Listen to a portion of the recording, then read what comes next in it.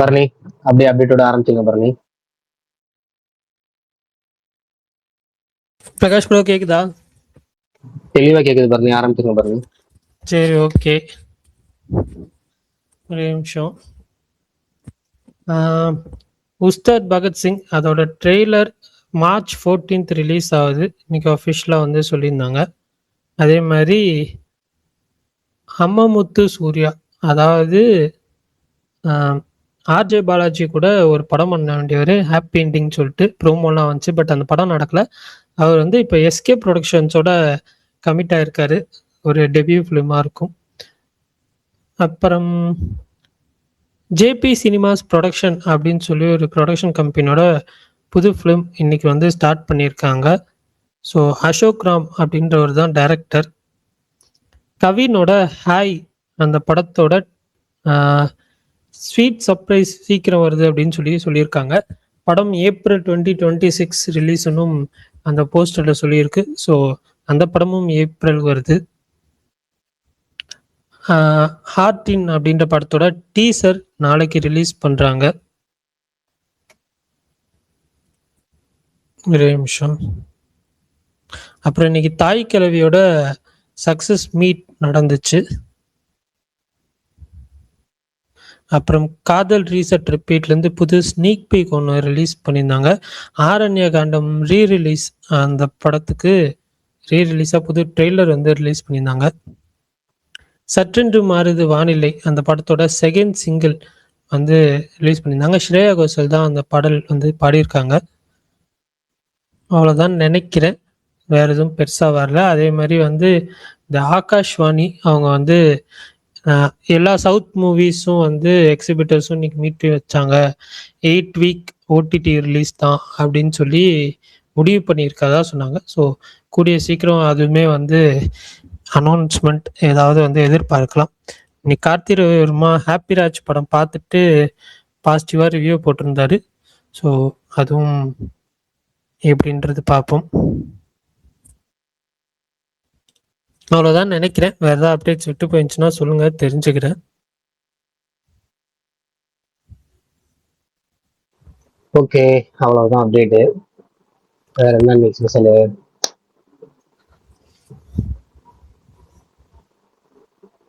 இன்னைக்கு ஒரு 9:30 போல ஒரு கேள்வி கேட்கிறேன். இந்த கேள்விக்கு பதில் சொல்லுங்க எல்லாரும். 9:15 ஒரு 9:15 போல நேற்று வந்து பெஸ்ட் கிளைமேக்ஸ் பேசணும்ல. இன்னைக்கு கொஞ்சம் வித்தியாசமா நம்ம ஸ்கூல் லைஃப்ல வந்து ஒவ்வொரு சம்பவம் பண்ணுவோம்ல, அதைத்தான் இன்னைக்கு வந்து கேள்வி. என்ன டைம் கூட எடுத்துங்க, ஒன்றும் பிரச்சனை இல்லை, யோசிச்சு கூட சொல்லுங்க. என்ன கேள்வினா, இப்போ நீங்க ஒருவேளை கட்சி ஆரம்பிச்சிருக்கீங்க அப்படின்னா, பர்சனலா நீங்க கட்சி ஆரம்பிச்சிருக்கீங்க. இப்போ வந்து நீங்க வந்து கட்சிக்கு வந்து தேர்தல் அறிக்கை விடணும். இந்த தேர்தல் நடக்க போகுது. இந்த தேர்தல் அறிக்கை விடணும்னா என்னென்ன தேர்தல் அறிக்கைகள் முக்கியமான அம்சங்கள் நடக்கும், டாப் 5 சொல்லலாம் போதும். நீங்க எல்லா அம்சங்களும் சொல்ல தேவையில்ல, ஒரு 5 தேர்தல் அறிக்கையில வர மாதிரி உங்களோட தேர்தல் அறிக்கை சொல்லணும். அடுத்தது இந்த கேள்வி இது. ரெண்டாவது வந்து நீங்க சிஎம் ஆயிட்டீங்க. சிஎம் ஆனதுக்கு அப்புறம் என்ன மக்களுக்கு முக்கியமான இது வரைக்கும் பண்ணாத திட்டங்கள் ஏதாச்சும் ஒன்று பண்ணணும், நல்லது செய்யணும், ஒரு வித்தியாசமான யோசனைகள் இருக்கு அப்படின்னா அதுல ஏதாவது 2 சொன்னா போதும். இதுல 5, அதுல 2 யோசிச்சு பொறுமையா ஒரு 1.5 மேல அதை நம்ம அதை பத்தி பேசணும். இப்ப அதுக்கு நடுவில் இன்னைக்கு ஏதாவது சினிமா அப்டேட் பத்தி ஏதாவது பேசுறதுனா பேசிடுவோம். சொல்லுங்க. ஒன் பீஸ் சீசன் 2 பார்த்து, சாரி இரும்பு கை சொல்லுங்க. பிரகாஷ் ப்ரோ, இந்த வலைபேச்சில் இன்னைக்கு அஸ்வத் எஸ்டிஆர் படம் அப்புறமா கமலஹாசன் படம் சொன்னாங்க. அப்போ சூர்யானா படம் இல்லையா? தெரியல என்ன சொல்லிருக்காங்க. அஸ்வத் மாரிமுத்து சிலம்பரசனுக்கு அப்புறம் கமலஹாசன் கூட படம் பண்றாருன்னு சொன்னாங்களா? இல்ல, அது தெரியல, நான் பாக்கல. ஆனா என்னன்னா, அஸ்வத் மாரிமுத்து சிம்பு படம் முடிச்சுட்டு சூர்யா படம் பண்றாரு. ஒருவேளை சூர்யா படம் முடிச்சுட்டு வேணா கமலஹாசனோட படம் பண்ணலாம். ஆனா எனக்கு தெரியல. இப்போதைக்கு வந்து அவர் சூர்யா கூட படம் பண்றாருங்கிறது உறுதி செய்யப்பட்ட தகவல். அது வந்து எல்லாமே ஃபைனலைஸ் ஆயிடுச்சு. சிம்பு படம் ஷூட்டிங் போகணும்னா அதுவே ஷூட்டிங் போகாத அளவுக்கு ரெடியா தான் இருந்துச்சு. அதுதான் சிம்பு படம் ஷூட்டிங் ரெடி ஆயிடுச்சுங்கிறனால சிம்பு படம் முடிச்சுட்டு சூர்யா படம் பண்றாங்க. சூர்யா படம் முடிச்சுட்டு தான் அவர் அதுக்கு டைம் எடுத்தா பண்ணாரு. ஒவ்வொரு படத்துக்கு அவர் வந்து டைம் எடுத்துக்கு ஒரு 6 மாசம் ப்ரீ ப்ரொடக்ஷன் ஒர்க் டைம் எடுத்து தான் பண்ணுவாரு. சிம்பு படம் முடிச்சுட்டு ஒரு 6 மாசம் ப்ரீ ப்ரொடக்ஷன் ஒர்க் எல்லாம் முடிச்சுட்டு அதுக்கப்புறம் வந்து சூர்யா படம் ஆரம்பிப்பாரு. சூர்யா படம் முடிச்சுட்டு தான் அவர் அடுத்த படம் போறவாரு. இது வரைக்கும் வேற எந்த கமிட்மெண்ட்டும் அவருக்கு இல்லை. இந்த 2 படம் தான் நியூஸ்ல வந்திருக்கு.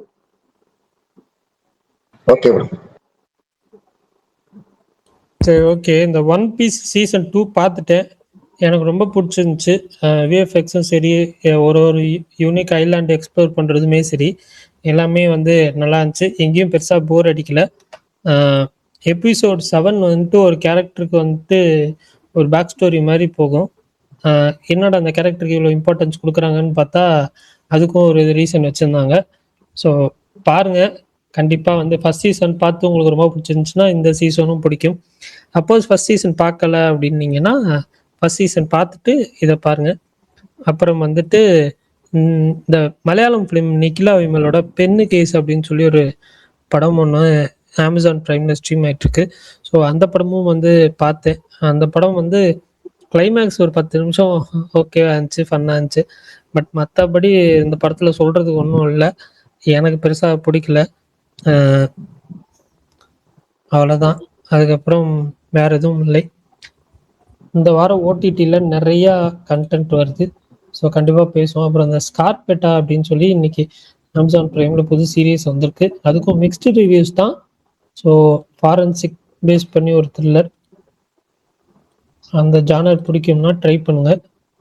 நான் இன்னும் பார்க்கல, நான் ஃபுல்லாக கேமில் ஃபோக்கஸ்டாக இருக்கேன் இப்போதைக்கு.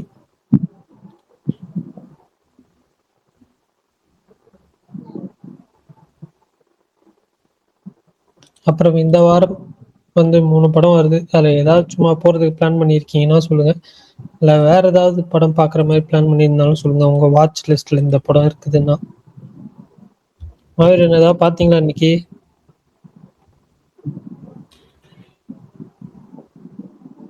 காணும் மாவீரனா? அதோட என்ன படம் பார்த்தேன், காலையில என்ன படம் பார்த்தேங்கிறதே மறந்துது. என்ன மாவீரன் நீங்களே இப்படி சொல்லலாமா? இல்ல, ஒரு காலத்துல 3 படம் 4 படம் பார்த்துட்டு எல்லா படத்துக்கும் சொல்லிட்டு இருந்தாரு, ஒரு நாளைக்கு 4 படம் பார்த்துட்டு வந்தேன், 5 படம் பார்த்து வந்தேன் பாரு. இப்ப காலையில பார்த்த படத்தையே மறந்துட்டேங்கிறாரு. இதுக்கெல்லாம் காரணம் சொல்லுங்க பார்ப்போம். Over work. தெரியலையே. இல்ல நமக்கு என்னன்னா டெய்லியுமே வந்து அது ஒரு காரணம். அந்த சுகனுக்கு தெரியும், சுகன்கிட்ட சொன்ன காரணம் தான் அதுதான். சரி, ரைட்டு. நெக்ஸ்ட் ஐபிஎல் ஷெட்யூல் வந்துருச்சு, ஃபர்ஸ்ட் ஷெட்யூல். ஒருவேளை ஒரு வழியா அடுத்த என்டர்டைன்மெண்ட் சினிமா தான் நமக்கு வந்து என்டர்டைன்மெண்ட் பண்ண மாட்டேது இப்போ ரீசெண்ட் டைம்ல. படங்களே இல்லை சொல்ல போனா. டோட்டல் ட்ரை பீரியடும் ஒரிஜினல் ட்ரை பீரியட் இப்போதான். அந்த அளவுக்கு எல்லாருமே எலெக்ஷன் டேட்டுக்காக வெயிட் பண்ணிட்டு டோட்டலா ரிலீஸ் டேட்டே வரல. அந்த அடிப்படையில் பார்க்கும்போது இப்போ வந்து பார்த்தீங்கன்னா நமக்கு என்டர்டைன்மெண்ட் லாக் ஆயிடுச்சு. ஐபிஎல் வந்து ஆரம்பிக்க போறாங்க. ஃபர்ஸ்ட் ஷெட்யூல் வந்துருச்சு. ஃபர்ஸ்ட் மேட்சே ஆர்சிபிக்கும் ஹைதராபாத்துக்கும். அவ்வளவுதான். நம்ம இன்னும் பரபரன்னு அதுலேயாச்சும் கொஞ்ச நேரம் டைம் பாஸ் பண்ணலாம். என்ன பிரகாஷ் ப்ரோ, காலையில ஒரு ஜோசியர் ட்வீட் எல்லாரும் ரீட்வீட் பண்ணிட்டு இருந்தாங்க. கேஸ் சிலிண்டருக்கு என்ன பண்ணி கேஸ் சிலிண்டருக்கு காலையில ஒரு ஜோசியர் ஒருத்தர் செப்டம்பர்ல போட்ட ட்வீட் எல்லாம் ரீட்வீட் பண்ணிட்டு இருந்தாங்களே. அதுதான், அதுக்குதான் உங்களுக்கு பதிலுக்கு இன்னொரு ட்வீட் அனுப்பிச்சு விட்டேன். அது பார்த்தேன் நானு, சிரித்தாங்க. பட் அதுதான் பண்ணு இதுல போச்சு. ஆனா இந்த மாதிரி ஏதாவது ஒண்ணு எப்பயாவது யாராவது ஏதாவது ஒண்ணு சொல்லிட்டு போயிடுறாங்க 10 விஷயத்துல. அது ஏதாவது ஒண்ணு நடந்துருது. ஜோசியங்கிறதுல அதுதான் ஒரு ஸ்பெஷலு. ஒரு 10 விஷயம் சொல்லுவோம், 20 விஷயம் சொல்லுவோம். அந்த 20ல ஒண்ணு கிளிக் ஆனதுக்கப்புறம் டிவியில வந்து அவங்க பேச ஆரம்பிச்சிருவாங்க. அப்புறம் டிவியில வந்து காலையில் 8:30 to 9 ராசி பலன் சொல்லுவாங்க. ராசி பலன் சொல்லிட்டு இருப்பாங்க. அப்புறமேட்டு ஜோதி ரஜிகா அப்படின்னு ஒரு பட்டம் கொடுத்துருவாங்க. அவங்க கோடீஸ்வரங்களும் வந்து அவங்க லைன் கொடுப்பாங்க. அவங்க ஒரு சேனலுக்கு சாட்டின்னு சொல்லி காசு வாங்குவாங்க. பயங்கரமா போயிட்டு இருக்கும். இதுதான் ஜோசிய ஃபார்மெட்டு. சரி சரி, இந்த ட்விட்டர் மணி வரப்போகுது பாத்தீங்களா? ட்விட்டர் மணி வரப்போகுது, என்ன புரியல எனக்கு. அதாவது ட்விட்டர் வந்துட்டு இப்போ இந்த வாட்ஸ்அப்ல வந்து எப்படி நீங்க வந்து பணம் அனுப்பிக்கலாம், பணம் ரிசீவ் பண்ணிக்கலாம் அப்படின்ற மாதிரி ட்விட்டர் வந்து பேங்க் மாதிரி ஓபன் பண்ண போறாங்க. பிசிக்கலா நீங்க கார்டு ஆல்ரெடி ஏற்கனவே வந்து டிப் அப்படிங்கிற மாதிரி ஒரு ஆப்ஷன் கொடுத்தோம்னா நிறைய பேர் அதை ஓப்பன் பண்ணிருப்பாங்க. பர்ஸ் மாதிரி சில பேர் ₹1 ₹2 போட்டு விடுறது அப்படின்னு சொல்றது அதெல்லாம் நிறைய வந்துட்டு இருந்துச்சு. இப்போ எல்லாத்துக்கும் ஒரு பேங்க் அக்கௌண்ட் மாதிரி போன்பே ஜிபே மாதிரி இதுலயே ஆட் பண்ணிருப்பாங்க. வாட்ஸ்அப் மாதிரி ஆட் பண்ண போறாங்க. உண்மையாலுமே யூஸ்லெஸ், தேவையில்லாத அந்த பேக்கேஜுகளுக்கும். அல்லது முன்னாடி ஒரு ஐடி இப்போ ஒரு 2-3 நாளைக்கு முன்னாடி, ஒரு 4 நாளைக்கு முன்னாடி ஒரு போராட்டம் பண்ணீங்கல்ல, ஒரு போராட்டம், மிகப்பெரிய போராட்டம் பண்ணீங்கல்ல, அந்த போராட்டத்துக்கு சம்பந்தப்பட்ட ஐடிகளுக்கு அது ரொம்ப பெனிஃபிட்டா இருக்கும். அவங்களுக்கு அந்த வீடியோ கால் பண்ணுங்க, இந்த பேமெண்ட் போடுங்க அப்படின்லாம் இல்ல, நீங்க பேங்க் அக்கவுண்ட் மாதிரி யூஸ் பண்ணிக்கலாம்.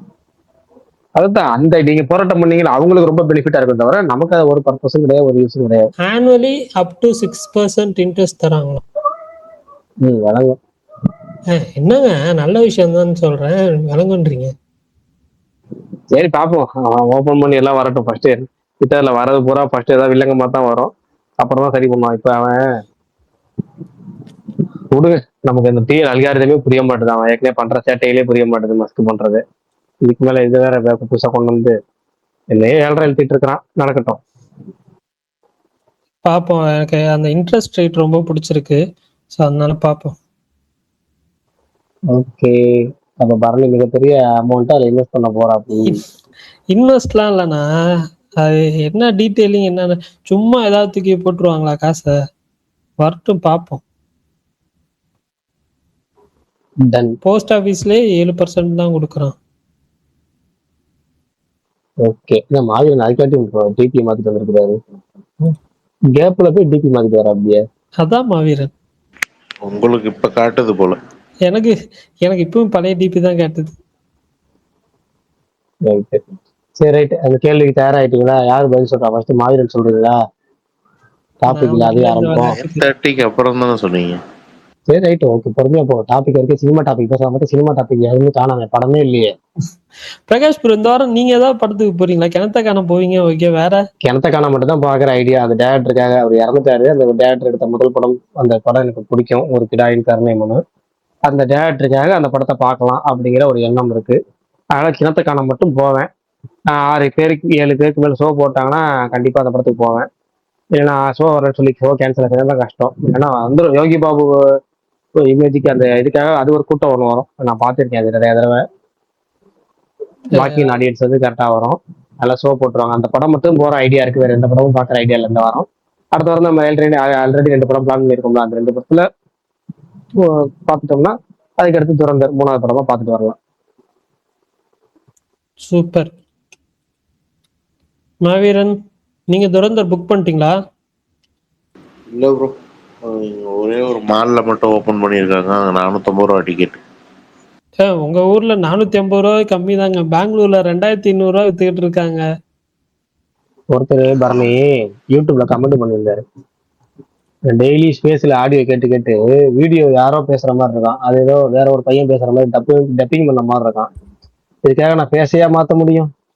யார் நீங்க பேசுறது? சார் இது நான் பேசுற வீடியோ போட்டுட்டு இருக்கேன்ல, அதுல வேற யாரோ பேசிட்டு நான் என் வாய்ஸ் டப்பிங் பண்ண மாதிரி இருக்கான்.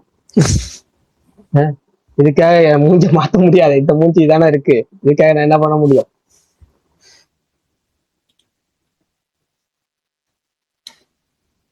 நிறைய பேர் வந்துட்டு போற மாதிரி இருக்கு. 2 பேர் வந்தாங்க, போயிட்டாங்க. ஓகே. முகவரின்னு ஒருத்தர் வந்திருக்காரு பாருங்க, நான் 2வது அவருக்கு அக்செப்ட் பண்ண, மேல வர மாட்டேது, வேற எதுவும் வருது. நீங்க ட்ரை பண்ணுங்க, ஓகே பண்ணுங்க அவருக்கு. எனக்கு அதான் ஸ்பீக்கர் வந்தாரு அப்புறம் மறுபடியும் லிசனர் போயிடுச்சு, ஸோ அதனால விட்டுட்டேன். பிரகாஷ் ப்ரோ கேக்குதா? கேக்குது ப்ரோ. கேக்கு சொல்லுங்க. அந்த S+S வந்து ரூமரா இல்ல டாக்ஸ் போனதெல்லாம் உண்மைதான்? அதாவது நான் அந்த ட்வீட்டை போட்டதுக்கு அப்புறம் தான் நிறைய பேர் கீழே போட்டிருந்தாங்க, வலைபேச்சில் ஆல்ரெடி சொல்லிட்டாங்க இல்லையா, அதை முழுசா சொல்றதுக்கு என்ன எனக்கு தெரியாது. வலைபேச்சில் சொன்னது அது அந்த டைம்ல சொன்னாங்களா, வீடியோ வந்துருச்சாங்கிறது எனக்கு தெரியாது. ஆக்சுவலா சில நான் எதுவும் இந்த படத்துன்னு சொல்லல, பொதுவா சொல்றேன் கேட்டுங்க. சில படங்கள்ல இந்த ஃபர்ஸ்ட் செய்திகள்லாம் வெளியே வர முடியுங்களா, அப்போ வந்து ப்ரொடக்ஷன் ஹவுஸ் வந்து கொடுப்பாங்க செய்திகளை, இந்த மாதிரி விஷயம் வந்திருக்கு, இதை வந்து நியூஸா இருக்கு. நல்லா இருக்கேன் சொல்லுங்க, என்ன ஸ்பெஷல்? இந்த ஒரு செய்தியை மட்டும் கம்ப்ளீட் பண்ணிட்டுமா? இந்த ஒரு செய்தியை மட்டும் கம்ப்ளீட் பண்ணிடுறேன், ஒரு செய்தி சொல்லிட்டு இருக்கிறத மட்டும் கம்ப்ளீட் பண்ணிடுறேன்.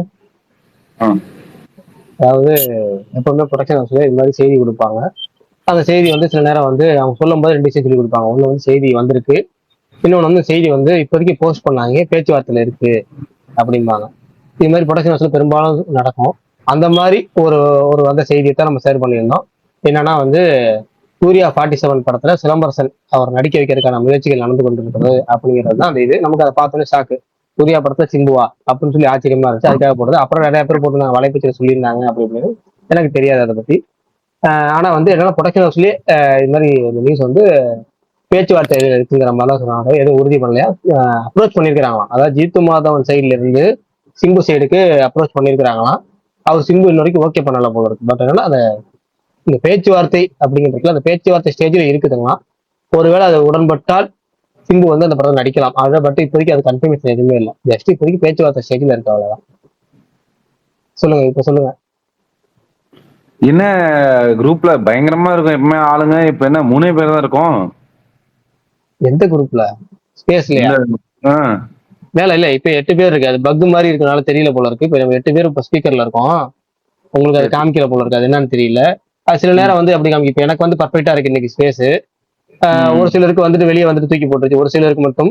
உங்களுக்கு ஒரு தடவை தூக்கி போட்டுச்சுல, அது மாதிரி இது வந்து திருஷ்டி மாதிரி போல இருக்கு. இந்த லப்பர் பந்தில் எப்படி முதல் பால் எப்பவுமே சாமி கூட்டுருவாங்கிற மாதிரி முதல் தடவை ஸ்பீக்கர் வந்து தூக்கி போட்டுரும் போல இருக்கு. இப்போ மாவீரன் 2 தடவை தூக்கி வெளியே வந்துட்டாரு, மெய்யலகன் ஒரு தடவை போயிட்டு வந்துட்டாரு, கத்தி அப்படியே இருக்கிறாரு, இப்போ விஷால் பூசாதவர் அவர் அப்படியே இருக்கிறாரு. சரி. சரி இப்ப இருக்கிறோம், சொல்லுங்க. இப்ப நான் அந்த கோவஸ்ட் ஒருத்தருக்கால ஸ்மார்ட், அவர் பேர் என்ன, ஃபுல் நேம் பாரணி தெரியல. பாரணி பாரணி பாரணி ஸ்மார்ட் பரணி. ஸ்மார்ட் ஞாபகம் இருக்குல்ல, அது போதும். பரணி வந்து ஆக்சுவலா ஸ்மார்ட்டா சொன்னாரு. இந்த மாதிரி அவங்க வந்து ட்விட்டருக்காரங்க வந்து இந்த மாதிரி லோன் தராங்க, காசு தராங்க, ரொம்ப கம்மியான இதுல தராங்கன்னு சொல்லிட்டு சொன்னார் இல்லையா? காசு தராங்கன்னு சொல்லல ப்ரோ. ம்.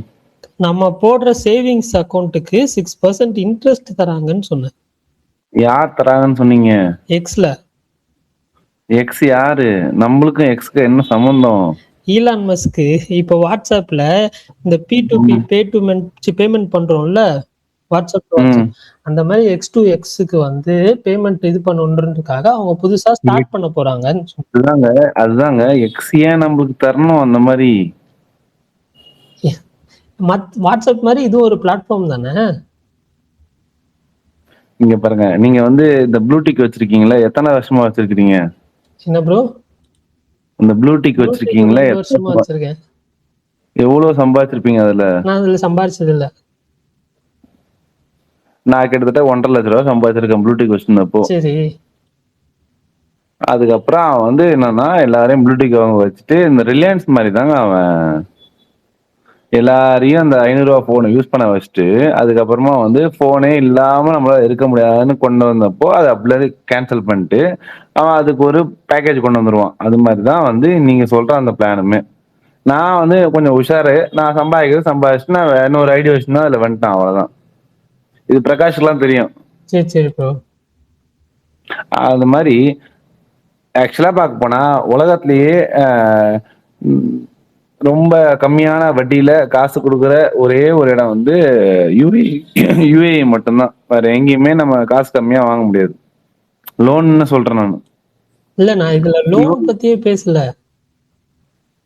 நான் இந்த என்னன்னா ட்விட்டர்ல இப்ப நம்ம இன்னொரு உங்க அக்கௌண்ட்ல இருந்து என் அக்கௌண்ட்டுக்கு பணம் அனுப்புறீங்க, இல்ல என் அக்கௌண்ட்ல உங்க அக்கௌண்ட் பணம் அனுப்புறோம்னா நம்ம வந்து அதை ஜஸ்ட் டெபாசிட் பண்ணி வைப்போம்னா, நம்ம இதுல இருந்து ஒரு 500 ரூபா போடுறோம் அப்படின்னா நம்ம அக்கௌண்ட்ல இருந்து இப்ப நீங்க யாருக்கா அக்கௌண்ட் ட்விட்டர் டு ட்விட்டர் டேரக்டா அக்கௌண்ட்டுக்கு நீங்க ட்ரான்ஸ்ஃபர் பண்ணிக்கலாங்கிற ஆப்ஷன் எக்ஸ் கொண்டு வர போறாங்களாம். அப்படி கொண்டு வந்தா நம்ம 500 டெபாசிட் பண்றோம்னா அந்த 500 டெபாசிட்டுக்கு இந்த பர்சன்டேஜ் வட்டி கணக்கு போடுறாரு.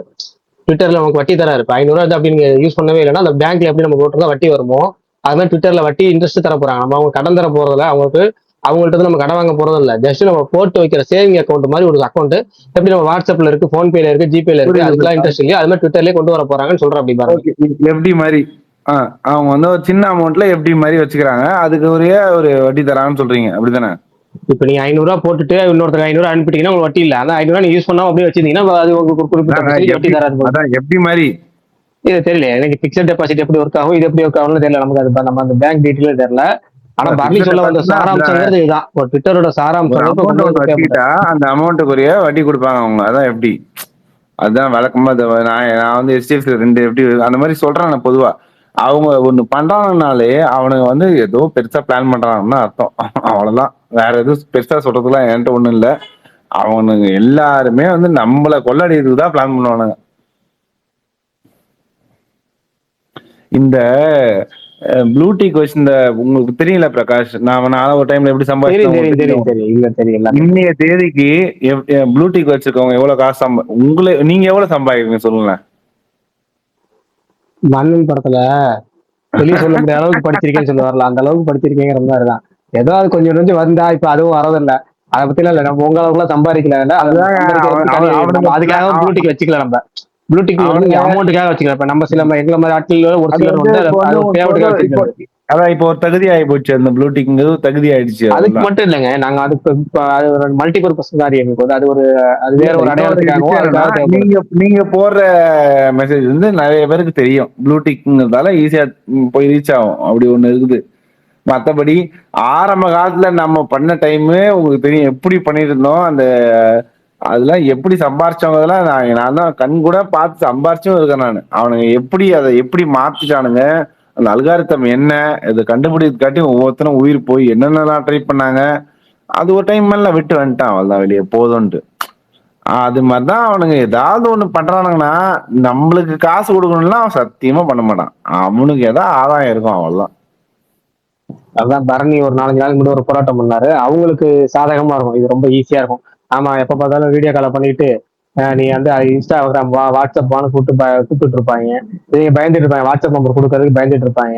இப்ப அந்த பிரச்சனை இல்லை இல்ல, ட்விட்டர்லயே பே பண்ணி ட்விட்டர்லயே video call, Instagram Twitter sorry அது பேர் என்ன, டைரக்ட் மெசேஜ்ல பாத்துக்கலாங்கிற ஐடியால போயிடும். பரணி போராட்டம் பண்ண ஆட்களுக்கு இதுக்காக தான் பரணி போராடிக்காரங்கிறது எனக்கு இன்னைக்குதான் தெரிய வந்துச்சு.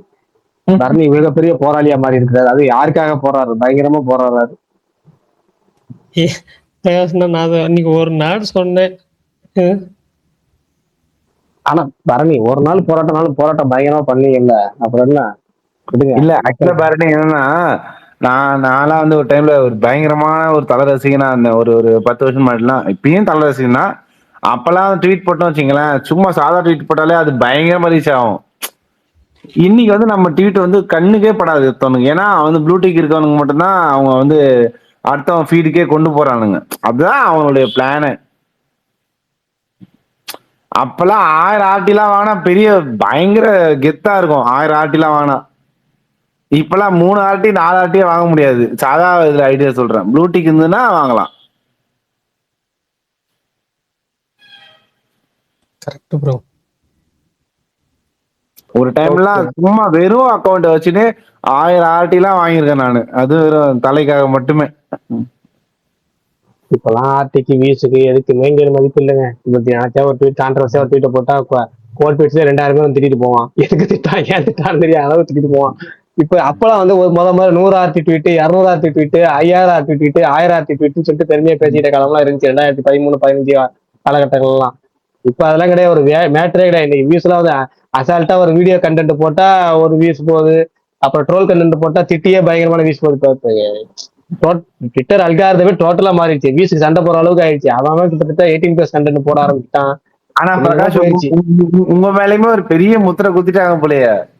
நம்ம குத்திட்டு போறாங்க. நம்ம நினைக்காங்க ரெகுலரா ஃபாலோ பண்ற ஆட்கள் நம்ம யாரும் தெரிஞ்சா போதும். மத்தவங்களுக்காக நம்ம ஏன் வாழ்ந்துக்கிட்டு, நமக்காக வாழ்ந்துட்டு இருக்கோம்.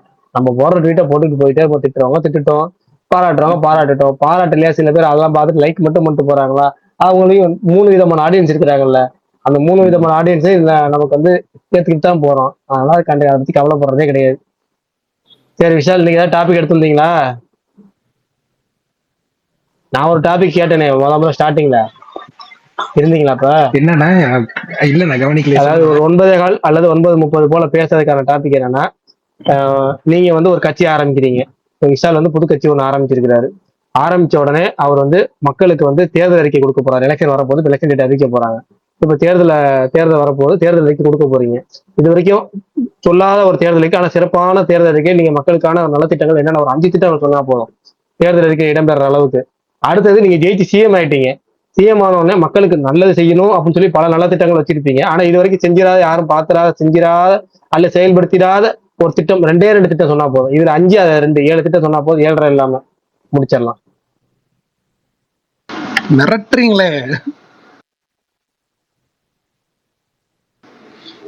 அது சரி. ஒரு 9:15 ஆரம்பிப்போம். அதுக்கு முன்னாடி ஏதாவது சினிமா கண்டென்ட், ஏதாவது கேள்விகள் வந்திருக்காரு. ஆமா, அவரும் கட்சி ஆரம்பிக்கிறாரு. அவரு எல்லாரும் தனிமுறை கட்சி ஆரம்பிக்கிறீங்க. தேர்தல் அறிக்கை கொடுக்குறீங்க. 5 அது சிறப்பம்சங்கள் இருக்கணும். கூடுதலா 2 வந்து சட்டங்கள் அமல்படுத்த போறீங்க. முதல்ல வந்தோடனே ஒரு 2 நலத்திட்டங்களோ இல்ல 2 சட்டங்களோ இல்ல ஏதோ 1-2 பாசிபிளா நீ ஆக்க போறீங்க அப்படின்னா அது என்ன பண்ண போறீங்க? 5+2 சுமார் ப்ரோ கேக்குதா? அப்புறமேட்டு கேட்கலன்னு சொல்லக்கூடாது.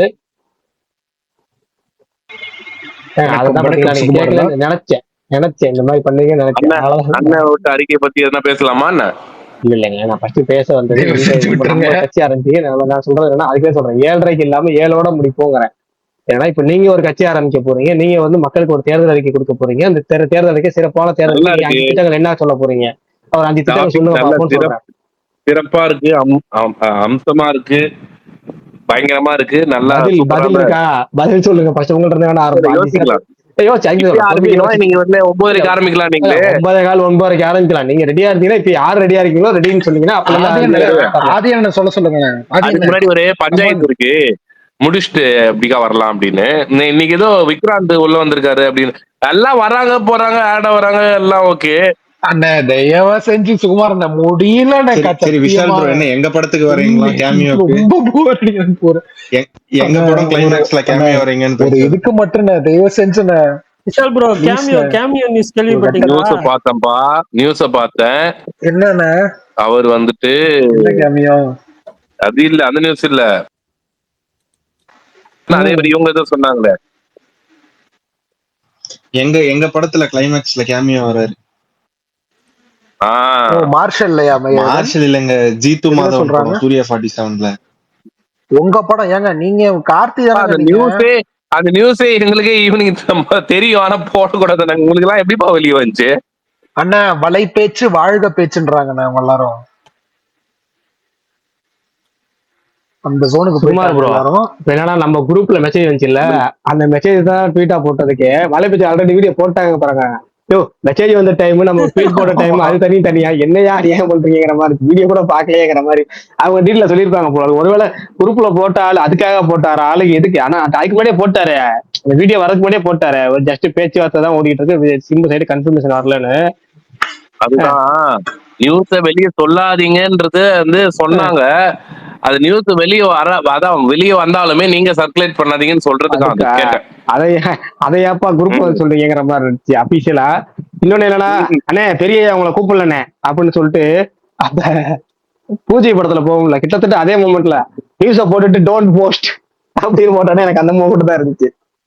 எனக்கு எப்படின்னா, அப்ப எதுக்கே எங்க கிட்ட வந்து சொன்ன அப்படின்ற மாதிரி இருந்துச்சு. ஐயோ சரி ரைட் ஓகே.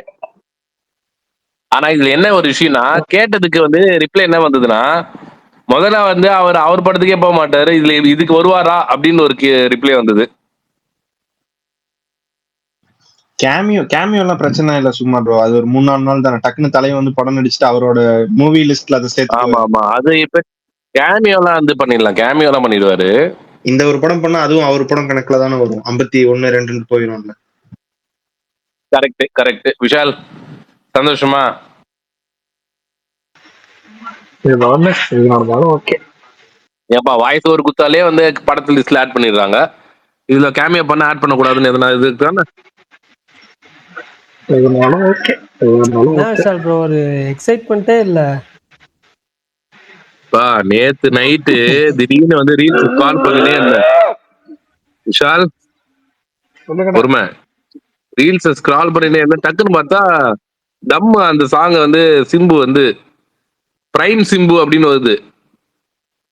டக்குன்னு பார்த்தா திரும்பி பிரைம் சிம்புன்னு வேற ஒரு அதே அல்காரிதம் செட் ஆயிடுச்சானு தெரியல, தொட்டி ஜெயா பாட்டு வருது. டக்குன்னு பார்த்தா வந்து வல்லவன் பாட்டு வருது, மன்மதன் பாட்டு வருது, பிரைம் சிம்புன்னு. சரி நானும் இன்ஸ்டாகிராம்ல பார்க்கும் போது எதேச்சியா கிட்ட போயிட்டு இருந்தேங்க. இப்போ ஒரு கடை பார்த்தேன், எதேச்சியா கிட்ட போயிட்டு இருந்தேன், இந்த கடையை பார்த்தேன், எதேச்சியா இந்த பக்கம் நான் வரும்போது சொல்லி துபாய் அதே மாதிரி டக்குன்னு பார்த்தாங்க. நீங்க தானங்க அல்காரிதம் செட் ஆகும் ப்ரோ. எனக்கு நிறைய வந்தது. எனக்கு வந்து இது சிம்புன்னு வந்து பாஸ் பண்ணி வரல, நம்ம ஸ்கிப் பண்ணீங்க. இல்ல இல்லங்க, உங்க வீடியோ டெய்லி நான் ஸ்டேட்டஸ்லயே பாத்துடுறேன். அல்காரிதம் போய் தான் பார்க்கணும்னு அவசியம் இல்ல. நான் அவங்க யாரோ ஒருத்தர் எடிட் பண்ணி போட்டது சிம்புன்னு நம்ம டக்குன்னு ஒரு பாஸ் கொடுத்து நம்ம விண்டேஜ் வைவுக்கு போயிட்டோம். இப்ப பார்க்கும்போது அதே திரும்பி பார்த்தா அதே மாதிரி வந்தது. கமெண்ட்ல போய் பார்த்தேன், பிரைம் சிம்புன்னு போட்டு இருந்தது. ஒருத்தன் சொல்லியிருக்கான், ஏன் அவர் எப்பவுமே பிரைம்ல தான் இருக்காரு, நீ என்ன வந்து அப்ப பிரைம்னு போட்டிருக்க அப்படின்னு. அந்த மாதிரி அப்படியே கான்வர்சேஷன் ஃபுல்லா ஒரே சண்டையும் இதுவாகுமா போயிட்டு இருந்தது. மழை பெய்யும் நினைக்கிறேன் சுகுமார் அண்ணன். ஆதி அண்ணன் இருக்காரு, அவர் சிம்புவை பத்தி ஒன்னும் பேசல, ஒன்னும் புரியல எனக்கு. சரி விடுங்க. செந்திலோட மீம் தான் என்னத்த பேசிக்கிட்டுன்றீங்களா? இல்ல நான் சொன்னா நீ வந்து அண்ணே எல்லான்னு போதும்னே அடிச்சுட்டு போங்க, எல்லாரும் தான் அடிக்கிறாங்க, நீங்களும் அடிச்சுட்டு போங்க. டேய் நான் தான் அடிக்க வரலடா, நான் தான் சொல்லிட்டேன் அவன்கிட்ட 15ஆம் தேதி ஷூட் போயிருவாங்க போல. போவாங்கன்னு சொல்லாம போவாங்க போலன்னுங்கிறீங்களா, அதுதான் அங்க இடிக்குது. ஆமா இல்ல பின்ன அன்னைக்கு வருவாரா போறாங்க இல்ல மாட்டாரான்றது அன்னைக்கு தானே போறாங்கிறது தெரியும். செய்திங்க. ஆனா சிம்புவை நம்பி சொல்ல முடியாதுதான் அவர் போவாங்க போல அப்படின்னு சொல்றாரு. அவர் சொல்ற உள்ள வார்த்தையோட சாராம்சம் அதுதான். கண்டிப்பா போறாங்க தான். ஆனா உறுதிங்கிறது எங்கெல்லாம் சிம்பு ஏன்னா வந்தாதான் ஷூட்டிங் போக முடியும். திடீர்னு அன்னைக்கு காலைல எந்திரிச்சு அவருக்கு வேற தோணிரும், எதுக்கு போய்கிட்டு கருமத்தை அப்படின்னு தோணிரும். அப்ப அன்னைக்கு வரலன்னா லாஸ்டா அண்ணே ஷூட் ஸ்டார்ட் ஆயிடுச்சுன்னு சொல்லி அந்த மாதிரி ஏதாவது வரலாம் அன்னைக்கு. பரணி, என்ன பரணி? சொல்லிருங்க விஷால், ஏதாவது பிரகாஷ் சொல்லணும்னா ப்ரோ, சொல்லிருங்க. எனக்கு இன்னமும் வந்து அந்த மொட்டை மாடியில வச்சதுதான் மறக்கவே முடியல. இன்னமும் வந்து அதை நான் அந்த டைம்ல எல்லாம் எவ்வளவு டிஃபெண்ட் பண்ண தெரியுமா? அதெல்லாம் வாய்ப்பே இல்லை, எங்க தலைவர் மேல பழி போடவே நீங்க இப்படி எல்லாம் பண்ணீங்க அப்படின்னு. என் கரியரை எவன்டா முடிப்பா? நான் தான். நானே முடிச்சுக்க வேண்டாம். அவ்வளவுதான். பாத்தீங்களா பரணி ப்ரோ சொல்லிட்டாரு, அவருதான் முடிக்க சரி, போறார் ஓகே. எஸ்டிஆர் அது கதையை. அந்த ஐயா, அதை முடிச்சு சும்மா விடுவோம். இருக்காது, அவரு சொல்றாரு. சுகுமார்லாம் அன்னைக்கு அந்த மாதிரி கேட்டுட்டு இருந்திருக்காரு, இந்த மாதிரி யாரா நான் டிஃபெண்ட் பண்ற அப்பெல்லாம் பண்ண வாய்ப்பே இல்லடா அப்படின்னு.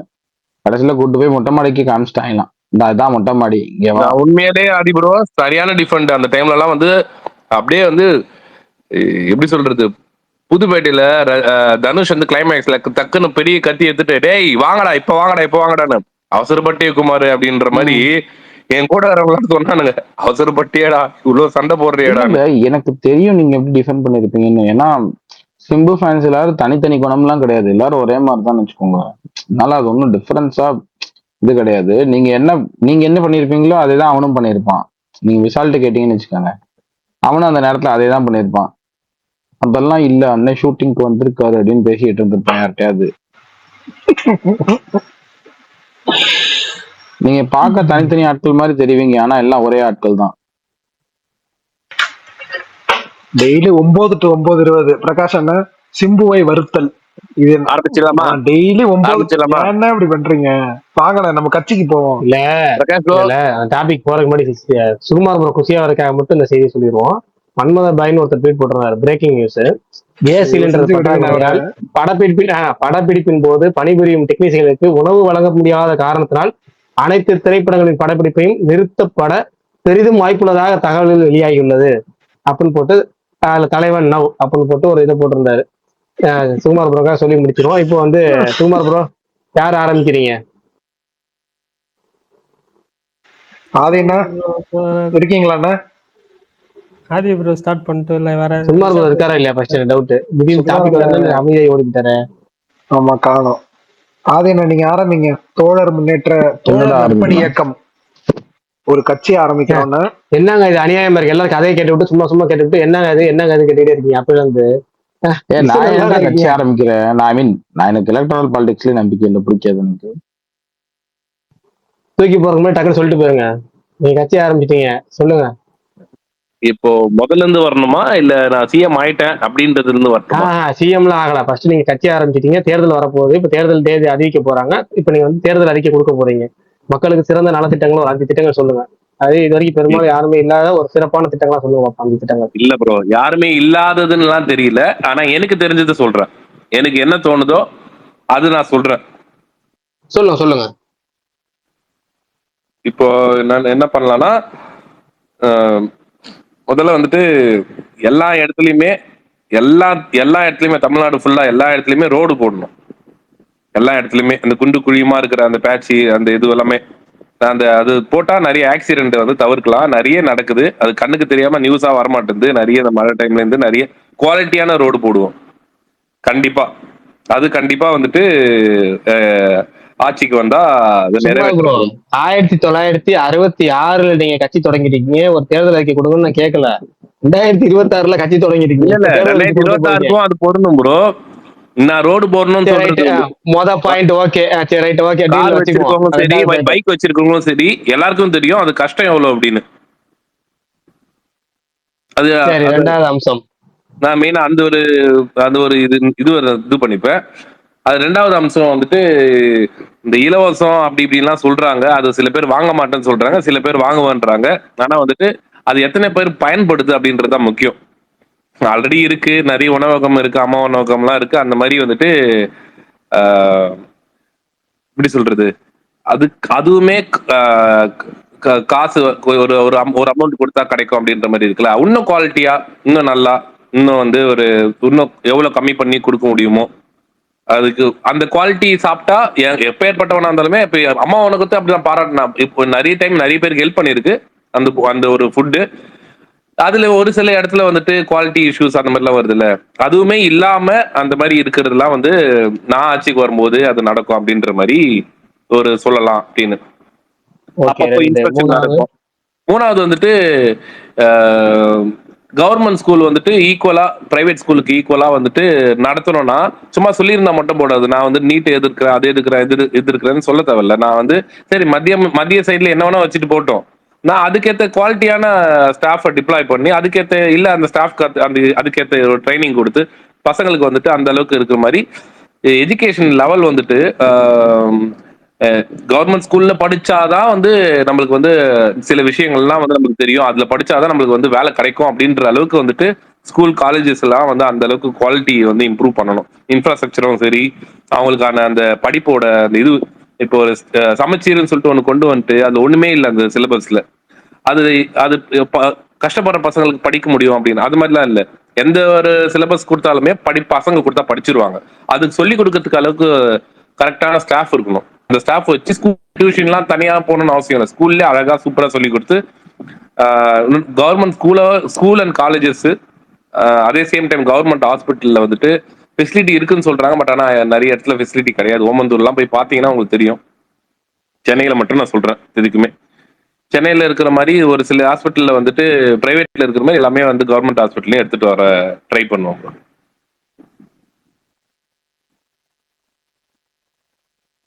நாலு சொல்லிருக்கீங்களா? இன்னொன்னு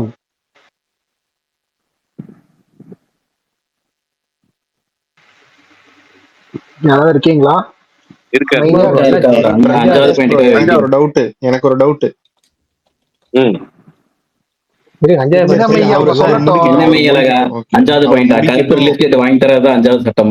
இல்ல இல்ல பல்தான் அவர் முடிக்கிட்டு சொல்லி முடிக்கிட்டு விடுங்க. ஓகே. 5th பாயிண்ட் வந்துட்டு இந்த படிச்சு முடிச்சுட்டு வேலை கிடைக்காம ஏகப்பட்ட பேர் இருக்காங்க. அதுக்கு நிறைய ஸ்கீம் இருக்கு, அது இருக்கு, இது இருக்குன்னு சொல்றாங்க. ஆஃப் கேம்பஸ் இன்டர்வியூலாம் அட்டன் பண்ணா எவ்வளவு கஷ்டம் வேலை கிடைக்கிறதுன்னு வந்து அட்டன் பண்ணவங்களுக்கு தெரியும். அது எல்லாருக்குமே ஒரு குடும்பத்துல இருந்து வெளியே வந்தா சும்மா நான் வந்துட்டு ஆட்சிக்கு வந்துட்டு இறந்துட்டா வந்து இவ்வளவு நிதி உதவி, அவன் குடிச்சு இறந்துட்டா இவ்வளவு கொடுக்குறான், அந்த மாதிரி கொடுக்குறேன்னு சொல்லாம படிச்சிருந்தா குவாலிஃபிகேஷன் இருந்தா அவங்க வந்து அப்ளை பண்ணா அது இம்மிடியேட்டா வந்து அவங்களுக்கு வந்து எதனா ஒரு ஜாப், அவங்க படிப்புக்கு ஏற்ற மாதிரி ஒரு ஜாப் வந்து கொடுக்கறதுக்கான ஒரு ஃபெசிலிட்டியை வந்து கொண்டு வரணும். அது வந்து கவர்மெண்ட் செய்யணும். அது வந்து பயங்கரமா அது எந்த ஒரு விதத்திலையும் செய்யணும். கட்டுற டாக்ஸ், மக்கள் கட்டுற டாக்ஸ் மக்களுக்கு வந்து போய் சேர்றது கரெக்டா சேரணுன்றது தான் அந்த முதல்ல நான் சொன்ன அந்த ரோடு, அது எல்லாமே ஹாஸ்பிட்டல் எல்லாமே இது எதுவுமே வந்துட்டு அவங்க கட்டுற டாக்ஸ்ல தான் வந்துட்டு கட்டுறது வந்து அழகா வந்து அவங்களுக்கு திரும்பி ரீஃபண்ட் பண்றது, அவங்க கிளைம் பண்ண அவங்களுக்கு எல்லாமே கொடுக்கும். இதெல்லாம் கொடுத்தா நல்லா இருக்கும். சேம் டைம் வந்து ஊழல் நடக்குமா, நடக்காம ஊழல் ஆட்சி இல்லாம நடத்தணும் அப்படி இப்படிலாம் இல்லை. ஊழல் நடந்தா வந்து ஆக்ஷன் எடுக்கணும், அவ்வளவுதான். அது எல்லாமே நம்ம 234 தொகுதியில வந்து ஒரு 200 தொகுதி ஜெயிச்சு ஆட்சி அமைச்சோம்னா அது ஒரு மட்டும் ஏகப்பட்ட பேர் இருப்பான், மாவட்டம் வட்டம் அது இதுன்னு இருப்பான். ஊழல் நடக்குதுன்னு கம்ப்ளைண்ட் பண்ணாங்கன்னா கண்டிப்பா வந்து ஆக்ஷன் எடுக்கணும் அப்படின்ற மாதிரி எல்லாம் ஒரு ஸ்ட்ரிக்டான ஒரு இது கொண்டு வரணும். அதெல்லாமே வந்து ட்ரை பண்ணுவேன். இதெல்லாமே வந்து செயல்முறைக்கு வந்து நான் சொன்ன ஒரு சில பாயிண்ட் எல்லாம் கண்டிப்பா அச்சீவ் பண்ண முடியும். கடைசியா சொன்ன பாயிண்ட் வேணா எனக்கு தெரியல அச்சீவ் பண்ண முடியுமான்னு. பட் ஆனா இதெல்லாம் பண்ணணும்னு ஆசை.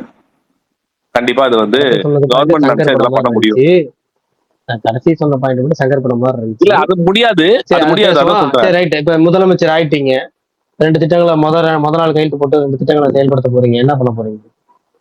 கண்டிப்பா வந்து முதல் நாளே நான் வந்துட்டு இந்த சாப்பாடு சொன்னல அதெல்லாம் குவாலிட்டியா இருக்கா இல்லையான்றத வந்துட்டு சும்மா ஒரு நான் போய் வீடியோ எடுத்து எனக்கு வந்து சுத்தி 4 பேர் வீடியோ வச்சு இதை எடுத்து நான் சாப்பிட்டுட்டேன் பார்த்துட்டேன் போடுங்க அப்படின்ற மாதிரிலாம் இல்லாம பப்ளிக்கே வந்துட்டு அது வந்து பேசணும். அதை பத்தி சும்மா ஃபேக்கா வந்து மீடியால வந்து ப்ரொஜெக்ட் பண்ணி காட்டுற மாதிரிலாம் இல்லாம நல்ல குவாலிட்டியான சாப்பாடு வந்து எல்லா இடத்துலயுமே கிடைக்கணும். அதுக்கேற்ற குவாலிட்டியான பொருளை வந்து எல்லா இடத்துலயுமே வந்துட்டு ஃபுல்லாவே சப்ளை பண்ணணும். அரிசியில இருந்து எல்லாமே. சும்மா ரேஷன் அரிசி கொடுக்குறாங்க, பட் ஆனா அதுல வந்து அதுக்கான குவாலிட்டி இல்லாம இருக்குல்ல. எல்லா இடத்துலயுமே குவாலிட்டியான பொருள் எல்லாம் கொடுத்துட்டோம்னா அவங்களும் நல்லா சமைச்சு அழகான ஒரு நல்ல சாப்பாடு வந்து எல்லாருக்கும் கொடுப்பாங்க. அது எல்லாருக்கும் கரெக்டா இல்லாதவங்களுக்கு போய் சேருதா இல்லையான்னு வந்துட்டு கரெக்டா பாத்துக்கணும். இது முதல் திட்டமா நிறைவேற்றுவோம் bro. சரி, ரைட், ஓகே. விஷால் சொல்லுங்க, கை தூக்கிட்டு மறந்துட காட்டி சொல்லிடுங்க. நீங்க சொல்றது மையர்கள் ஏதாவது ஒரு கேள்வி ஆமா கேட்க ஆமா ஆமா அவர் கேட்டதுக்கு அப்புறம் டக்குன்னு நான் சொல்றேன். கேட்டுறேன். பிரகாஷ் ப்ரோ இன்னைக்கு மோடி திருச்சி வந்திருக்காருல, வந்துட்டு போயிருப்பாருன்னு நினைக்கிறேன். இந்த வீக் கண்டிப்பா எலெக்ஷன் டேட் வந்துரும்ல. அதான் நம்பிக்கிட்டு இருக்கேன். இது நடந்துட்டு போயிடுச்சு, அது நடந்துட்டு போயிடுச்சு, இது நடந்துச்சு, இனிமேல் வரணும்னு. இப்ப கொஞ்ச நேரத்துக்கு முன்னாடி கார்த்திகை செல்வன் இருக்காருல்ல, அவரு தேர்தல் அப்படின்னு சொல்லி போட்டாரு. முதல் வார்த்தையாக தேர்தல் தேதி அறிவிக்க போறாங்க போலன்னு பார்த்தா சட்டமன்ற தேர்தல், அதில் மதிமுகவிற்கு 4 தொகுதிகள் ஒதுக்கீடு அப்படின்னு. ஐயோ, சட்டமன்ற தேர்தல் முதல் வார்த்தையை பார்த்தாரு, சட்டமன்ற தேர்தல் அறிவிப்பு, சட்டமன்ற தேர்தல் அறிவிக்கப்பட தேதி அப்படி அந்த மாதிரி படிச்சு வேகமா வந்தேன். அதுல பார்த்தா இப்படியே போயிட்டு இருக்கு. அநேகமா நான் இந்த வாரத்துக்குள்ள வெயிட் பண்ணிட்டு புதிய இருக்கேன். தலைமுறையில இப்ப போட்டிருக்காங்க பிரகாஷ் ப்ரோ, நாளைக்கு வந்து டெல்லியில மீட்டிங் நடக்குதான், டேட் என்னைக்கு அதுக்கு இது பண்ற போஸ்ட் போட்டிருக்காங்க. Super super super. வரட்டும். சீக்கிரம் கொஞ்சம் வேகம் அடி. என்ன சார் இவ்வளவு அவசரமா இவ்வளவு மெதுமையா வரீங்கன்னு சொல்லிட்டு ரமணா படத்துல சொல்லுவாங்களா நர்ஸ், கொஞ்சம் என்ன சார் பொறுமையா வரீங்களே, வாங்க சார், கொஞ்சம் அர்ஜென்ட் அவசரம் புரியாம வரீங்க சார்ங்கிற மாதிரி கொஞ்சம் வேகமா வர சொல்லுங்க. மெய்யழகனுக்கு சரி, விஷால் நீங்க சொல்லிடுங்க. அந்த எலெக்ஷன் மேல எல்லாம் அக்கறை கிடையாது. சரி, கருப்பு ரிலீஸ் ஸ்டேட் மேல ஏங்க ஏதோ ஒரு காரணத்துக்காக தேர்தல் வந்து எதிர்பார்க்கிறாரு இல்லைங்க. இளைஞர்களை தேர்தல் பக்கம் இழுத்திருக்கிறாருங்க சூர்யா எவ்வளவு ஊக்கப்படுத்திருக்காரு பாருங்க. தேர்தல் பக்கம் கவனம் செலுத்த வச்சிருக்கிறாரு. இப்ப விஜய் வந்து அரசியலுக்கு வந்து விஜய் ரசிகர்களை வந்து முழுக்க அரசியல் பேச வச்சிருக்கிறாருல, அது மாதிரி சூர்யா ரசிகர்கள் அரசியலுக்கு வராமையே தேர்தல் தேதி எதிர்பார்க்க வச்சிருக்கிறாருல. அப்ப சூர்யாவுக்கு அவங்க நடத்தி பாருங்க. விஷால் சரி, விஷால் நீங்க சொல்லுங்க மறந்துடுவீங்க. முடிஞ்சு. சூப்பர் தலைவா. எனக்கு 5 நிமிஷம் நீங்க அந்த பேசுற கேப்ல 2 மறந்துட்டேன். ஆனா ஞாபகம் இருக்கிறத மட்டும் சொல்றேன். ஃபர்ஸ்ட் ஆரம்பிச்சோம்னா sex education for all schools and parents. ஒரே நிமிஷம், சாரி.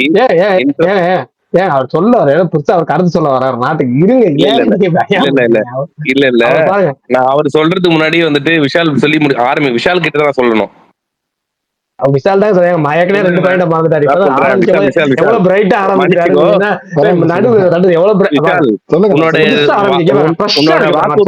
உன்னோட வாக்குறுதியில அது இல்லங்க.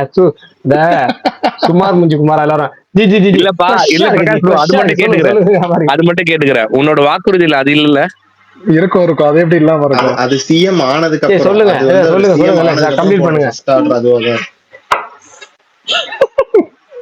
ஃபர்ஸ்ட் வந்துட்டு செக்ஸ் எஜுகேஷன் பிராக்டிஸ் வந்துட்டு அது கரெக்டா அதுக்கு தெரிஞ்ச டீச்சர்ஸ் வந்துட்டு போத் பேரண்ட்ஸ் அண்ட் சில்ட்ரன்ஸ் அவங்க 2 பேருக்குமே தமிழ்நாட்டுல ஃபுல்லா அவங்க வந்துட்டு எடுக்க ஆரம்பிக்கணும். அது ஒரு பெரிய விஷயம் இல்ல, ஐயோ அதுவா அப்படின்ட்டு இல்லாம ஆக்சுவலா என்ன அப்படின்றத பயாலஜிக்கலாகவும் பிசிக்கல் அண்ட் மென்டலாகவும் அவங்களுக்கு தெரியப்படுத்தணும். அது வந்துட்டு வெறும் சில்ட்ரனுக்கு மட்டும் தெரிஞ்சா பத்தாது, இப்ப இருக்கிற பேரண்ட்ஸுக்கும் தெரியணும். அந்த அறிவு இல்லாம நிறைய பேர் சுத்திட்டு இருக்காங்க. அது ஒண்ணு. இன்னொன்னு வந்துட்டு இப்படி என்ன வந்துட்டு போட்டு என்ன வருந்து கட்டு அடிச்சீங்கன்னா நான் எதான் சொல்லுவேன், எல்லாத்தையும் மறந்துட்டேன். அழகா 5 பாயிண்ட் வச்சிருந்தேன். செக்ஸ் எஜுகேஷன் ஆரம்பிச்சோன்னு சீம்ஸ் எல்லாம் இன்ஸ்டால வரும்ல, வாத்தியார் வந்து இந்த சாப்டரை நம்ம அப்படியே ஸ்கிப் பண்ணுவோம்னு, அடே கவனிச்சியா, இத அப்படியே அவன் ஸ்கிப் பண்றான், இதுலதான் மேட்டர் இருக்கு போல பசங்க பேசிட்டு. இல்ல மாவீரன், ஆக்சுவலா எனக்கு எல்லாருக்குமே 10th படிச்சிருப்பீங்க. அதுல ஒரு பேஜே இருக்கு, 12th நினைக்கிறேன், 12th சுவாலஜில 92nd பேஜ். ஃபர்ஸ்ட் லெசன்ல 92nd பேஜ்.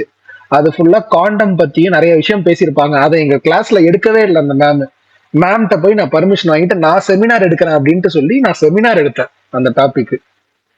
சூப்பரா சொன்ன விஷால் அப்படின்ட்டு பாராட்டினாங்க. அது வந்துட்டு ஆமா, அது வந்துட்டு அது தெரிஞ்சுக்கணும். அது எப்ப பார்த்தா மூடி வைக்க கூடாது அப்படின்ட்டு நினைக்கிறேன். அது ஒண்ணு தெரியணும். இன்னொன்னு வந்துட்டு இது எப்படி இது நடைமுறைக்கு சாத்தியமா அப்படின்றது தெரியல. இந்த முட்டை இருக்குல்ல, எக்கு, ரேஷன் கடையில வந்துட்டு இப்ப ஃப்ரீயா அரிசி அதெல்லாமே கொடுக்குறாங்கல்ல.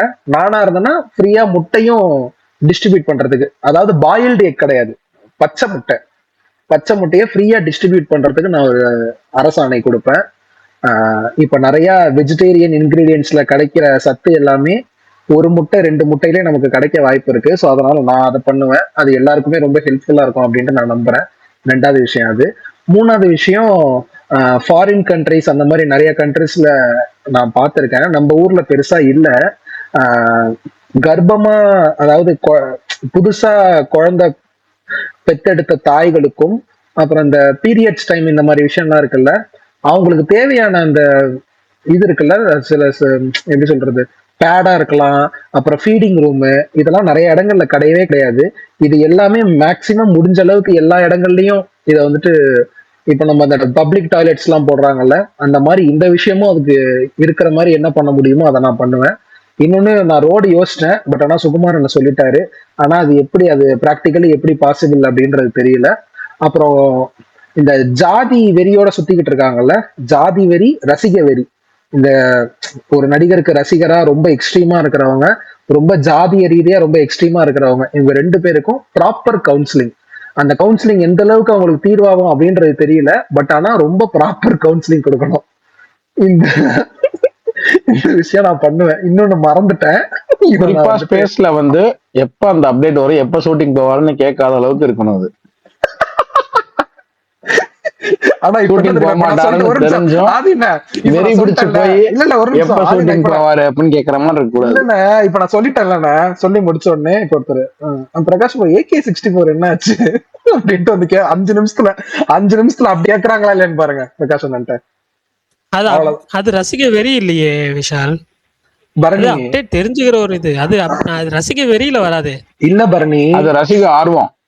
ரசிக ஆர்வம் தான், அது ரசிக வெறி வராது. கரெக்ட் தான் பரணி.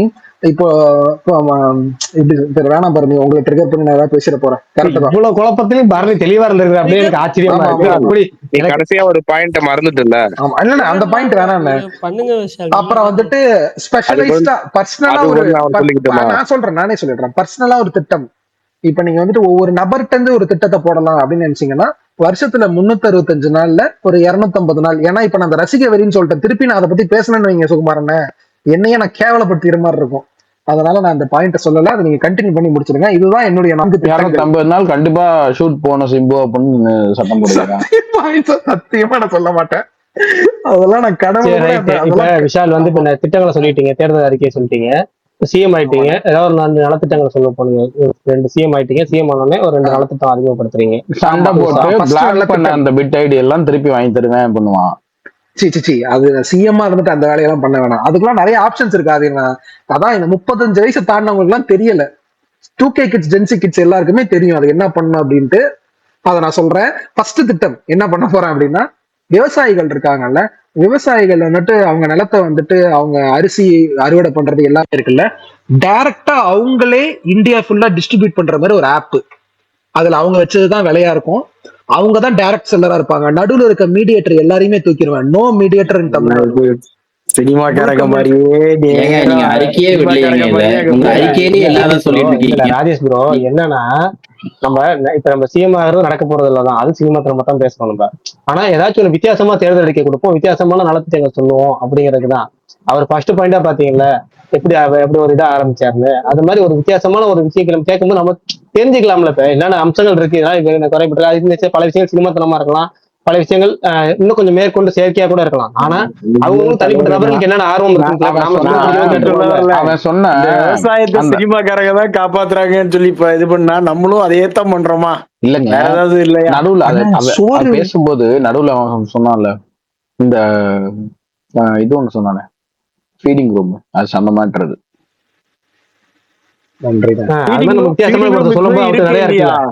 இருக்கு ஜிஹெச்ல இருக்கு, இல்ல ஜிஹெச்ல இருக்கு, ஜிஹெச்ல அவர் கேட்கிற எல்லாமே இருக்கு, நாப்கின் கொடுக்குறாங்க, எல்லாமே கொடுக்குறாங்க. அது மாதிரி ஒரு சில இடத்துலதான் இருக்கு. அவர் சொல்றது முக்கியமான நகரங்களோட முக்கியமான இடம் தமிழ்நாடு பூரா வைக்கணுங்கிறாரு. இப்ப ஒரு சில இடங்கள் குறிப்பிட்ட சிட்டில மட்டும் இல்லாம ஒரு குறிப்பிட்ட இடம் சொல்ல போனா 100% இருக்கு. அவர் சொல்றது என்னன்னா 100 கிட்டத்தட்ட ஒரு 50% கொண்டு வரணும்னு நினைக்கிறாரு. முக்கியமான பிளேசஸ் எல்லாத்துலயுமா? ஆமா, திருச்சியில எதுவுமே இல்ல. திருச்சியில அப்படி ஒரு ஃபீடிங் ரூம்னு ஒண்ணு இல்லவே இல்ல. இருக்கு, திருச்சியில இல்லையா? பழனி இருக்குன்னா பழனி கோயில் இருக்கு, கோயிலுக்கு பக்கத்துல ஒண்ணு வச்சிருப்பாங்க. நாகர்கோவில் வேற என்ன சிறப்பான அம்சம்னா அங்க ஒண்ணு வச்சிருப்பாங்க. இப்ப வேளாங்கண்ணி சர்ச்சை பக்கத்துல வச்சிருப்பாங்க. நாகர்கோவில் பஸ் ஸ்டாண்ட்ல வச்சிருக்காங்க தலைவரே, அதனால நான் அது கேட்டேன். அது அது பஸ் ஸ்டாண்ட்ல வச்சிருக்காங்கல்ல. இப்ப இவர் சொல்றது என்ன, வெளியில பொதுவா இடத்துல கேக்குறாரு. பஸ் ஸ்டாண்ட்ல வச்சிருக்காங்க, புதுசா பேருந்து நிலையம் கட்டிருக்காங்க, அங்கே வச்சிருக்காங்க, ரயில்வே ஸ்டேஷன் வச்சிருக்காங்க. அது முக்கியமானதுதான், அது கண்டிப்பா அது வேணும். அது மாதிரி வித்தியாசமா தெரிஞ்சுக்கலாமே தான் கேக்குறாரு. அது சினிமாத்தனமா இருக்கலாம். சுகுமார் சொன்னாரு, சுகுமார் சொன்னது. சரி சொல்லுங்க. எனக்கு என்னன்னா எப்பவுமே நான் இன்னும் முடிக்கலண்ணே. ஆமா, இன்னும் ஒரு விஷயம் இரியா, கருத்து சுதந்திரத்தை பறிக்காதீங்க ராஜசேகரன், இப்படி பண்ணாங்க. பேசி தொலையும். அண்ணா ஒண்ணு இல்ல, அதான் அந்த ஆப் மேட்டர் வந்துட்டு அதை நான் கொண்டு வருவேன். ரெண்டாவது அந்த ஐடியா எனக்கு மட்டும் தான் கட்டாதா? இல்ல பேசுறப்ப கொஞ்சம் பிரேக் ஆகுது, அப்படியே வேவ் லெங்த் வருது. கொஞ்சம் ஒரு மைக் ஆஃப் பண்ணிட்டு ஆன் பண்ணினா சரியாயிரும். அண்ணா கேக்குதா? அண்ணா கேக்குது கிளியரா கேக்குது, சொல்லுங்க. சூப்பர்ண்ணா, சாரிண்ணா. இன்னொரு ரெண்டாவது திட்டம் அதை டக்குன்னு நான் முடிச்சிடுறேன். இதை ஒரு படத்துல இருந்து கடத்த ஐடியா தான், ஆனா எந்த அளவுக்கு பாசிபிள் அப்படின்லாம் தெரியல. அது ரொம்ப தப்பான மனப்பான்மையை கூட இருக்கலாம். பட் ஆனா இப்ப அண்ணன் கொண்டு இப்ப நிறைய பேருக்கு அது விவசாயம் அப்படின்னாலே ஒரு போர் அடிப்பு, ஒரு என்னையாடே திருப்பி அப்படின்றீங்கல்ல. ஆனா அது சோறுன்றது ரொம்ப அவசியமான ஒண்ணா இருக்கு. அதுதான் பேசிக் விஷயமா இருக்கு. அது எல்லா இளைஞர்களுக்கும் தெரியணும். இப்ப எல்லாருமே அங்கங்க வேலை பார்த்துக்கிட்டு இருக்காங்க. பட் ஆனா அது எல்லாருக்கும் தெரியப்படுத்துறதுக்கு நான் என்ன பண்ணணும்ன்ற ஒரு முயற்சி. அது ஒண்ணு கிளாஸா எடுக்கலாம், இல்ல பிராக்டிகலா இருக்கலாம். இது வந்துட்டு ஸ்கூல்லயே இதை இம்ப்ளிமெண்ட் பண்றது. ஸ்கூல்லயே ஃபார்மிங்னா என்ன, விவசாயம்னா என்ன அப்படின்றது. மற்றபடி எல்லாத்தையும் படிச்சுட்டு இருக்கோம், அந்த மன்னன் வந்தான் இந்த மன்னன் வந்தான் அப்படின்ட்டு. பட் ஆனா ஸ்கூல்ல இருந்து இனிஷியலா ஸ்டடீஸ்ல இதை கொண்டு வரணும். போத் பிராக்டிக்கல் அண்ட் தியரிட்டிக்கல் இதை கொண்டு வரணும் அப்படின்ட்டு நான் ஆசைப்படுவேன். அவ்வளவுதான். நன்றிண்ணே, தேங்க்யூ. Okay, done. அடுத்து ராஜசேகரனை கையெல்லாம் தட்டுறாரு. இல்ல ஆக்சுவலா அது பை பிராக்டிசிங்னா எதையுமே கொண்டு வர முடியும். நீ சொன்னது கரெக்ட். ஆக்சுவலா நம்ம ஃப்ரெண்ட் ஒருத்த ஒரு ஸ்கூல்ல இங்க ஒரு இடத்துல ஒர்க் பண்ணா, அங்க ஃபார்மிங் ஒரு பீரியட் அவங்களுக்கு அந்த ஸ்கூல்ல. ரொம்ப சின்ன பிள்ளைங்கள இருந்தே, கிட்டத்தட்ட ஃபர்ஸ்ட் ஸ்டாண்டர்ட் பிள்ளைங்கள இருந்தே அவங்க ஃபார்மிங்னு சொல்லிட்டு ஒரு நாளைக்கு குறைஞ்சது 1 மணி நேரம் அவங்களுக்கு அந்த பீரியட் மட்டுமே உண்டு. ஆனா அது அவங்களுக்கு அதை பெருசா கொண்டு போக முடியல. ட்ரை பண்ணிட்டு இருக்காங்க இன்னும். மேபி ஃபியூச்சர்ல அது வர்றதுக்கு வாய்ப்பு இருக்கு. அதாவது எப்படின்னா, ஒவ்வொரு இண்டிவிஜுவலும் அவனை பார்த்துக்கணும் அப்படின்ற மாதிரி அவங்க பீரியட் பண்ணா, மற்ற பேர் இந்த இங்கிலீஷ் பிசிக்ஸ் அந்த மாதிரி இருக்காது. மேக்சிமம் எல்லாமே கொஞ்சம் ப்ராக்டிக்கலா இருந்த மாதிரியே தான் இருக்கும் எல்லா சப்ஜெக்ட்டுமே. அதுல ஃபார்மிங் அவங்களுக்கு ஒரு பீரியட் உண்டு. ஸோ அது நல்லா எனக்கு ரொம்ப பிடிச்சிருந்துச்சு. எனக்கு மெயினா என்னன்னா, எப்பவுமே சொல்லுவேன், முதல்ல இந்த பப்ளிக்ல இருக்க டாய்லெட்ஸ் இருக்குல்ல, அதை ப்ராப்பரா கிளீன் அண்ட் டைடியா மெயின்டைன் பண்ணாலே போதும்னு நினைப்பேன். அது ரொம்ப சங்கடப்படுறேன் நான்லாம் சில இடத்துல போறப்ப. பட் அதை மட்டும் கொஞ்சம் மெயின்டைன் பண்ணாங்கன்னா நல்லா இருக்கும். அங்கே கட்டி விட்டுறாங்க, ரைட், ஓகே, அக்செப்டபிள். பட் அதை ப்ராப்பரா மெயின்டைன் பண்றாங்களா அப்படின்னு கேட்டா எங்கேயுமே கிடையாது. நல்லா பார்த்தா முக்கியமான ஸ்பாட்ஸ்லயே நிறைய இடத்துல, இப்ப நான் என்ன சுத்தி உள்ள சரௌண்டிங் நான் எங்க ஊர்ல சொல்லணும் அப்படின்னா, இப்ப திருச்செந்தூர் போறோம் அப்படின்னா எல்லாரும் முருகர் அந்த கோபுரத்தை பாக்குறாங்களே தவிர்த்து அந்த ஊரை சுத்தி எவ்வளவு மோசமா கிடக்கு அப்படின்றது அது யாரு, அது அது யார் செஞ்ச குற்றம் அப்படின்ற மாதிரிதான் எனக்கெல்லாம் ஃபீல் ஆகும். ஏன்டா ஒரு நீட்டா கூட மெயின்டைன் பண்ண மாட்டீங்களாடா அப்படின்ற மாதிரி இருக்கும். ஸோ இந்த மாதிரி நிறைய பில்கிரிமேஜ் இந்த மாதிரி கோயில் குளங்கள்ல பயங்கரமா மோசமா இருக்கு இந்த ஏரியாஸை நீட் அண்ட் டைடியா மெயின்டைன் பண்றது. அதுல இந்த மெயினா இந்த டாய்லெட்ஸ் அதை ரொம்ப மோசமா மெயின்டைன் பண்றாங்க. ஓகே, இப்ப மறந்து நாளைக்கு சொல்லிடுறேன். என்னைக்கு நாட்டுல பக்தியின் பேர்ல நம்ம கொண்டாடுறது பூரா அசுத்தம் செய்யாம பக்தியை கொண்டாடுறோமோ அப்பதான் அந்த சுத்தம்லாம் மெயின்டைன் பண்ண முடியும். நீங்க கோயிலுக்கு ஒரு குளத்துக்கு போய் அந்த குளத்துல துண்டை தூக்கி விட்டுட்டா பாவம் போயிடும், செருப்பை கழட்டி விட்டுட்டா பாவம் போயிடும் அப்படின்னு சொல்லிட்டு நீங்க துண்டை தூக்கி இப்ப பம்பை ஆத்துல சபரிமலையில பாத்தீங்கன்னா, பம்பை நதியில பாத்தீங்கன்னா முடிகட்டி போறவங்கள பாதி பேரை துண்டை அங்கேயே விட்டுட்டு வந்துருவாங்க.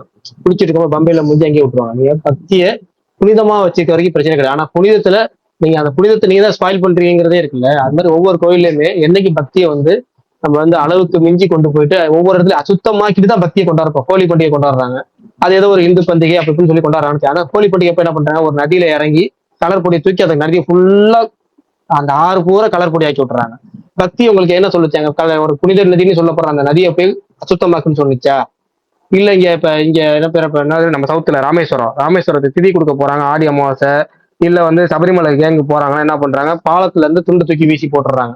கடல்ல தூக்கி அவ்வளவு துண்டு தூக்கி போட்டு என்ன கடலை மாசுபடுத்தி என்ன பண்ண போறீங்க? அங்க மீன்பிடி தொழில்னு ஒண்ணு இருக்காங்க. அப்ப அங்க மீன்பிடி சார்ந்து அங்க நம்ம தான் சாப்பிட போறோம் மீனை. அந்த ஏன் நினைப்பு வர மாட்டேது? நம்ம வீட்டுல சாப்பாட்டுல நம்ம ஏதாவது குப்பையை போட்டு சாப்பாடை வடிக்கடி சாப்பிடுவோமா? நம்ம சாம்பார்ல ஏதாவது சரி போட்டு சாம்பார்ல ஏதாவது ஒரு குப்பையை அள்ளி போட்டு சாம்பார் சாப்பிடுவோமா? ஆனா எப்படி வந்து கடல்லையோ ஆத்துலயோ புனிதம்னு சொல்லிட்டு கொண்டாடப்படுற விஷயங்களை கொண்டு போய் நம்ம பக்திங்கிற பேர்ல நம்ம கண்டதை அதை தூக்கி போடுறோமே, திரும்ப அதானே நம்ம தண்ணி குடிக்க போறோம். திரும்ப அந்த சாயம் தானே நம்ம துண்டை சாயம் கலந்த துண்டு தூக்கி அதில் போட்டு சாயம் ஊறி போய் அந்த தண்ணி தான் நம்ம குடிக்க போறோம். அடுத்தது நம்ம அங்க மீன் அந்த ஏதாவது தூக்கி போடுறத சாப்பிட்டு வளர்ந்த மீன் தான் நம்மளும் சாப்பிட போறோம் அப்படிங்கிற நினைப்பு இருந்தாதான் அந்த சுத்தங்கிறது நம்ம நம்ம மனசுல ஃபர்ஸ்ட் வரணும். நம்ம பண்ணாதான் அது வரும். அடுத்தது ஓகே சரி, அடுத்த ஆள் சொல்லுங்க. இல்ல நீங்களே ஒரு பாயிண்ட் சொல்லியிருக்கீங்க. அடுத்த சுகுமார் புரோன்னு சொன்னார், அதுக்கு மட்டும் நான் மறந்துடுவேன். புது ரோடு போடுவேன்னார்ல, எனக்கு ரோடு போடுறதுலாம் பஞ்சாயத்து கிடையாது. ரோடு போட்டா அந்த நோண்ட கூடாதுன்னு சொல்லுங்கய்யா. ஃபர்ஸ்ட் ரோடு போடுறீங்க, ரோடு போட்ட அடுத்த நாள் டெலிஃபோன்காரன் வந்து ஒயர் பொறிக்கணும்னு நோண்டிட்டு போறான். அவன் மூடாம பாதிதான் மூடிக்கிட்டு போயிருப்பான். அது மூலம் கேபிள்காரன் அதை நோண்டி விட்டு இன்னும் கொஞ்சம் சரி பண்ணணும்னு சொல்லிட்டு அந்த கேபிள் நோண்டுவான். அது போகாதுன்னு சொல்லிட்டு கொஞ்ச நாள்ல கார்பரேஷன் அப்புறம் பாதாள சக்கர திட்டம்னு சொல்லிட்டு அதை நோண்டிட்டு திரும்ப இன்னும் கொஞ்சம் மேடாக்கி விட்டு போவோம். அதுக்கப்புறம் குடிநீர் இணைப்புன்னு சொல்லிட்டு அதை நோண்டாகும். ரோடு போட்டா ரோடு போட்ட மாதிரி இருக்கணும் இல்லையா? அதையே மாத்திட்டு இருக்கீங்கன்னா ஒவ்வொருத்தரும் வேலை முடிச்சு திரும்ப அவன் செலவுல ரோட போட்டு போகணும்னு சொன்னா எவனும் பண்ண மாட்டான் போல வேலையவே. அவர் ரோடு போட்டுன்னு சொன்னப்போ எனக்கு தான் ஞாபகம் வச்சு. இப்ப கூட புதுசா ரோடு போட்டாங்க. ரோடு போட்டு 3 மாசம் ஆகல. 3 மாசம் ஆன பாலம் கட்டுறேன்னு சொல்லி ரோட ஃபுல்லா இடிச்சிட்டாங்க. அப்புறம் எதே ரோடு போட்டீங்க? அவ்வளவு செலவு பண்ணி ரோடு போட்டீங்க, அப்புறம் எதுக்கு பாலம் கட்ட போறீங்க? பாலம் கட்டுற பிளான் இருக்குன்னா எதுக்கு ரோடு போட்டீங்கிற மாதிரி இருக்கு. 3 மாசத்துக்குள்ள எதுக்கு அந்த முடிவு எடுத்துக்கிற மாதிரி இருக்கு. பல லட்சம் செலவு பண்ணி ரோடு போடுறாங்க. கமெண்ட்ல ஒண்ணு வந்திருக்கு பாத்தீங்களா? கவனிச்சீங்களா? கோவில்ல விஐபி தரிசனத்தை பேன் பண்ணணும். எப்பா அது ஒரு பெரிய அட்ராசிட்டி தான். அது இருக்கிற கோயில் எல்லாத்தையுமே விஐபிக்கு மட்டும் தான் மெயினா மாத்திட்டு இருக்காங்க. சரி ரைட் ஓகே, மத்தவங்க சொல்லுங்க பாப்போம். நீங்க ஒரு பாயிண்ட் நீங்க சொன்னீங்கல்ல ரோடு தோன்றாங்கன்னு, அது அந்த ரோடு போடுறதோட ரோடு தோன்றதால பாதிக்கப்படுறதும் ஜாஸ்தி ப்ரோ. நான் மறந்துட்டேன். இந்த ரோடு வேற, அதாவது அப்பதான் போட்டு வச்சிருப்பாங்க, அதுக்குள்ள சரி பிரிட்ஜை போடுறேன்னு சொல்லிட்டு திரும்பி தோன்றுவாங்க. இதோ நாங்கெல்லாம் வாழ்க்கையை வாழவே விடாம இந்த ரோடெல்லாம் நாங்க வந்து வண்டி ஓட்டவே விடாம கடைசி வரையும் நாங்க அப்படியே செத்து போயிடணும். அடுத்த தலைமுறை வரும்போது திரும்பி அதே ஒன்று கொண்டு வர அண்டர் கிரவுண்ட்ல இது போடுறேன், மேல அது போடுறேன், இது போடுறேன்னு எதனா ஒன்று பண்ணினே இருக்கிறாங்க தவிர அதை நம்மள அனுபவிக்கவே விட மாட்டுறாங்க. விஷால், கேஸ்டிசம் பத்தி ஏதோ ஒன்று சொன்னீங்க. கேஸ்ட் பத்தி அது என்னது? அந்த பாயிண்ட சொல்லு. மாவட்டந்தோறும் எப்படி வந்து மனநல காப்பகங்கள் இருக்கோ அது மாதிரி இந்த ரசிக வரி ஜாதி வரி இருக்க ஆட்களுக்கு ஆலோசனை மையம், குறை தீர்ப்பு மையம் மாதிரி அது ஒரு மையம் வச்சு அவங்களை வந்து திருத்தம் பண்றதுக்கான ஒரு ஆலோசனை மையம் ஏற்படுத்த. ஓகே, ரசிக வரியை விட்டுருவோம். மதுரையில இருந்துட்டு ஜாதி வரியை பத்தி பேசுற பத்தியா? அது கவுன்சிலிங் கொடுக்கணும்னு சொல்ற பத்தியா? கவுன்சிலிங் கொடுக்கறது முக்கியம், யாரு பேசுறாங்க முக்கியம் இல்ல, என்ன பேசுறாங்கன்னு முக்கியம் இல்ல தலைவர. கவுன்சிலிங் சரி ஓகே விடுங்க, ஒண்ணு சொல்றது. பரணி மைக் ஆஃப் பண்ண, நல்ல வேளை உங்களுக்கு கேட்கல. மதுரையில இருக்கிறவன் தாங்க அதை பத்தி பேசவே செய்யணும். அது என்னமோ உண்மைதான், கரெக்டா சொன்னாரு அவரு. ஆதி ப்ரோ, நான் என்ன சொல்றேன், இங்க பேசுறது எல்லாத்தையுமே கேட்பானுங்க. ஆனா அதபடி நடைமுறைப்படுத்துவானான்னு கேட்டா எவனுமே கிடையாது இங்க. ஆமா, இவன் என்ன சிஎம் ஆக போறான், ஆனா இதை பண்ண என்ன சொல்றான் புரியல. சிஎம் இல்லங்க, இவன் சிஎம் என்ன பண்ணுவாங்கறதான பேச்சு. ஆமா, இப்ப என்னன்னா எனக்கு என்னன்னா சிஎம் ஆனவங்களே இதை பண்றது இல்ல, அட்லீஸ்ட் ஆகணும்னு நினைக்கிறவனா சொல்றாங்க. அது சரி ஓகே. இல்ல அதான் சொல்றேன்ல, எல்லாமே டெம்ப்ளேட்டா பார்த்து நமக்கு இப்ப அது வந்து அட போகிற சலிப்பா இருக்குதியா அப்படின்ற மாதிரி ஆயிடுது. இல்லங்க, பிராக்டிகலா யோசிச்சு பார்த்தா அதுக்கு ஒண்ணு பண்ணலாங்க. நான் இதை ரொம்ப வருஷமா சொல்லிட்டு இருக்கேங்க. நானு இந்த இப்ப ஃபார் எக்ஸாம்பிள் நீங்க எங்க ஊரை எடுத்துக்கோங்களேன்.